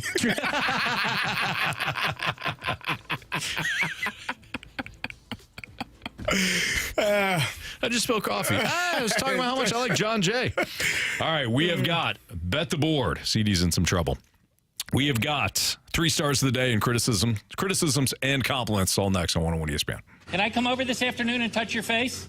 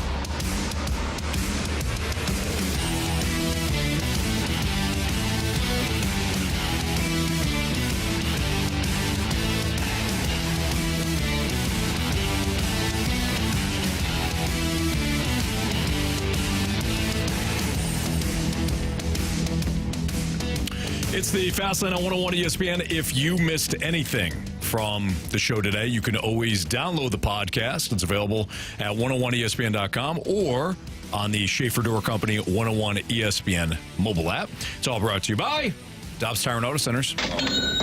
Time to bet the board. Let's get those standings out, Marsh. We don't have to. No, yeah, we do. People got to know. People got to know where they stand. Anthony, you have 3 points. Thank you. You're trailing me by 2. I have 5. Jamie has 1. Carey. Goose egg. That's correct. We should let me go first this time. No? Okay. No. That's not how this works. Marsh, you're up. All righty here. I'm looking at the Vegas Golden Knights Edmonton Oilers game, and I don't know why this is not giving me the first period. Oh, here we go. Nope, this is exactly what I was looking for. Give me the over 1. Oh, no. No.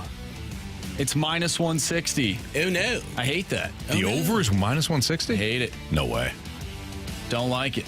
That must be an alternate line or something like that. It's minus 160 for the over in the first period. Oh. Don't love that That at makes all. sense. Give me... You want me to go first? No, I'll take the Vegas Golden Knights. Plus 136. Okay. Money line.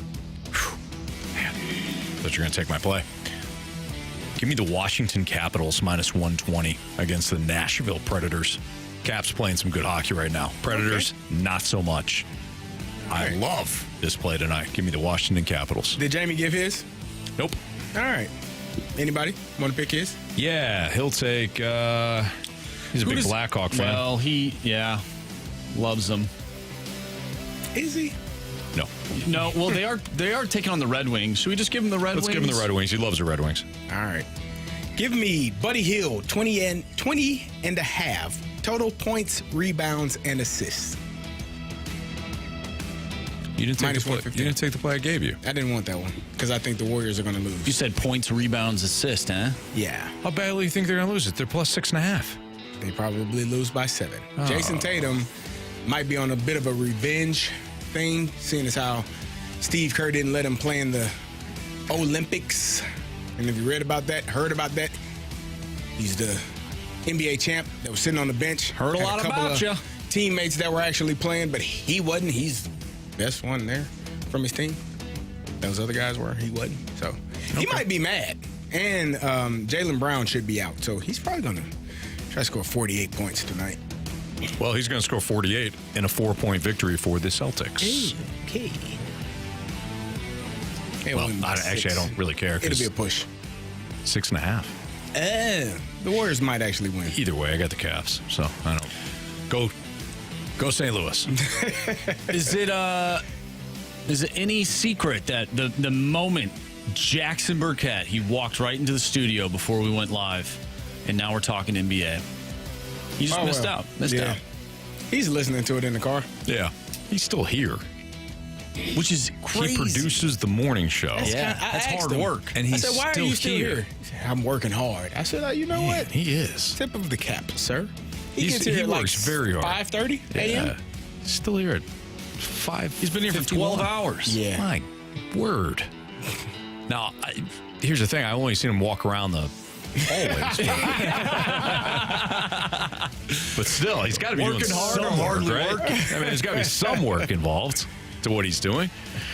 All right, Marsh, what do we got for criticisms and compliments? All right. Well, we sing on the show, not a lot, just occasionally. The 314 says, regarding the singing, please don't. Oh, listen. Wow. Marshall, you have music that you have on Spotify, if I'm not mistaken. No, I'm not that good. It's SoundCloud. Same thing. Or YouTube. That's all the same. Yeah. I have music that I've done. Yeah. You know, what are you? What was your name? What was the song? My name is Carey Davis. No, I know. What's the name of the song? Did you not have like a rap name? Nah. I don't rap. I sing. Oh, okay. Yeah. Singers don't have to change their names. Bedroom was one of them. Whoa. Bedroom. What was that about? Yeah, were you singing about the stuff that goes on in a bedroom? Yeah, when you get ready to go to sleep, you tuck your covers and, make sure it's no Monsters under the bed. Yeah, that makes sense. Yeah. In the bedroom. Okay. All right. I don't know if I had a song like that. What inspired you to sing Bedroom? You know, I was in Atlanta. Did you go to a recording studio? Yeah. Good. That's awesome. Nice. See, I didn't have that luxury. I had to do it all in my basement. You know, that's where... You had a music video, though. I did have a music video. I had 2 music videos. Now, when I've never seen those. Oh, yeah, you got to check them out. Have you even heard it? Uh-uh. Oh, I'll have to play it for you after the show. Marsh is like walking around his house. Was it a fraternity house? No, that was it was called the Yellow House, actually. The Yellow House. Yeah, surprisingly, it was named after the color of the house. Interesting. Yeah. So he's walking around the Yellow House, and people are just digging his vibe, and both men and women digging the vibe. Yeah. Really now, cool. did you ask people to be in it? Yeah, I made a little Facebook thing. I was like, hey, I'm thinking about making a music video. I feel like it'd be fun. We're already going to be hanging out here. Might as well just put the song on. We'll just kind of jam out, and then we'll put it together and put it on YouTube. So did you lip sing the song as you're walking around? No, because like you got to sing to really get into it. Yeah. You know? Like I wasn't like singing, but like I was saying the words out loud. Okay. You know, and all my friends knew the lyrics to the song. So like, and did you have it like playing? Yes, we had it playing in the background, All right. So everyone could hear it. Nice. So, but we had different takes. We had to do multiple different takes and whatnot, and get your creative juices flowing. Yeah, and then after that, I stopped doing it. Yeah, that was it. Yeah, I figured, well, if I want to get a real job and get into this industry, I should probably stop the music. Okay. So, well, that's a shame. Stop the music. Yeah, that's a real shame. You know what though? Not too long ago, I actually did start writing some more music just for fun. Haven't recorded any of it. Really? But yeah, I've written like 4 songs. Do your thing, Marshy. Yeah. It's not rap though. It's more of like what Carey, like the singing aspect. Of course, yeah. No bedrooms, but well, not yet. It's more like how would I describe it? Well, it just depends. Folk singing. I don't think that's No. I don't think. Okay. No. All right. It's more of rap singing. I'd say it's more like country punk music, like punk, emo. I've never heard of that, but that would be interesting if someone could do it. You never heard of emo? Country music emo. Country music emo. Oh, that's. I was actually just throwing out different suggestions. Yeah. That you meant one genre. No. Okay. No. Anyways, Marsha, we can't wait to hear what you come up with. Yeah, well, you might never hear it, so okay, we'll see. All right. From the 314, my daughter will be performing in the Macy's Thanksgiving Day Parade this year. Shout out to representing the St. Louis area. That's awesome. Good for you. Congrats. Absolutely. That's awesome. Good stuff. Really cool. That's awesome because that's your favorite holiday. Oh, Thanksgiving. He won't be watching. Well, you might watch the Macy's Day Parade. I usually Day Parade. Macy's Day Parade. I usually don't. Yeah, Snoopy and all of those. Well, he wasn't the first, as we know. He was not. Yeah. I don't remember who the first was. I forget now too. It was I already forgot. Yeah. I already forgot. Random trivia. I'm sure our text line knows everything. They'll help us out. Ready for the 3 stars of the day? Let's go. 3rd star of the day goes to Chris Pratt, the first baseman. Oh, Chris Pratt, the first baseman. Yes. Nice job. Yeah. Good job. 2nd star of the day goes to the blind neighbor from Step Brothers. Yep. Don't touch your face. Absolutely. Show us your face. And a late first star goes to the song Bedroom. Hey. Yes. Wow, somebody got bounced there. Somebody did. Oh, wow. Nobody knows. Okay. For Andrew Marsh, for Jamie Rivers, who joined us earlier, for Carey Davis, I'm Anthony Stalter. Appreciate everybody being locked in. We got a Blues Instant Replay coming up right now. See ya.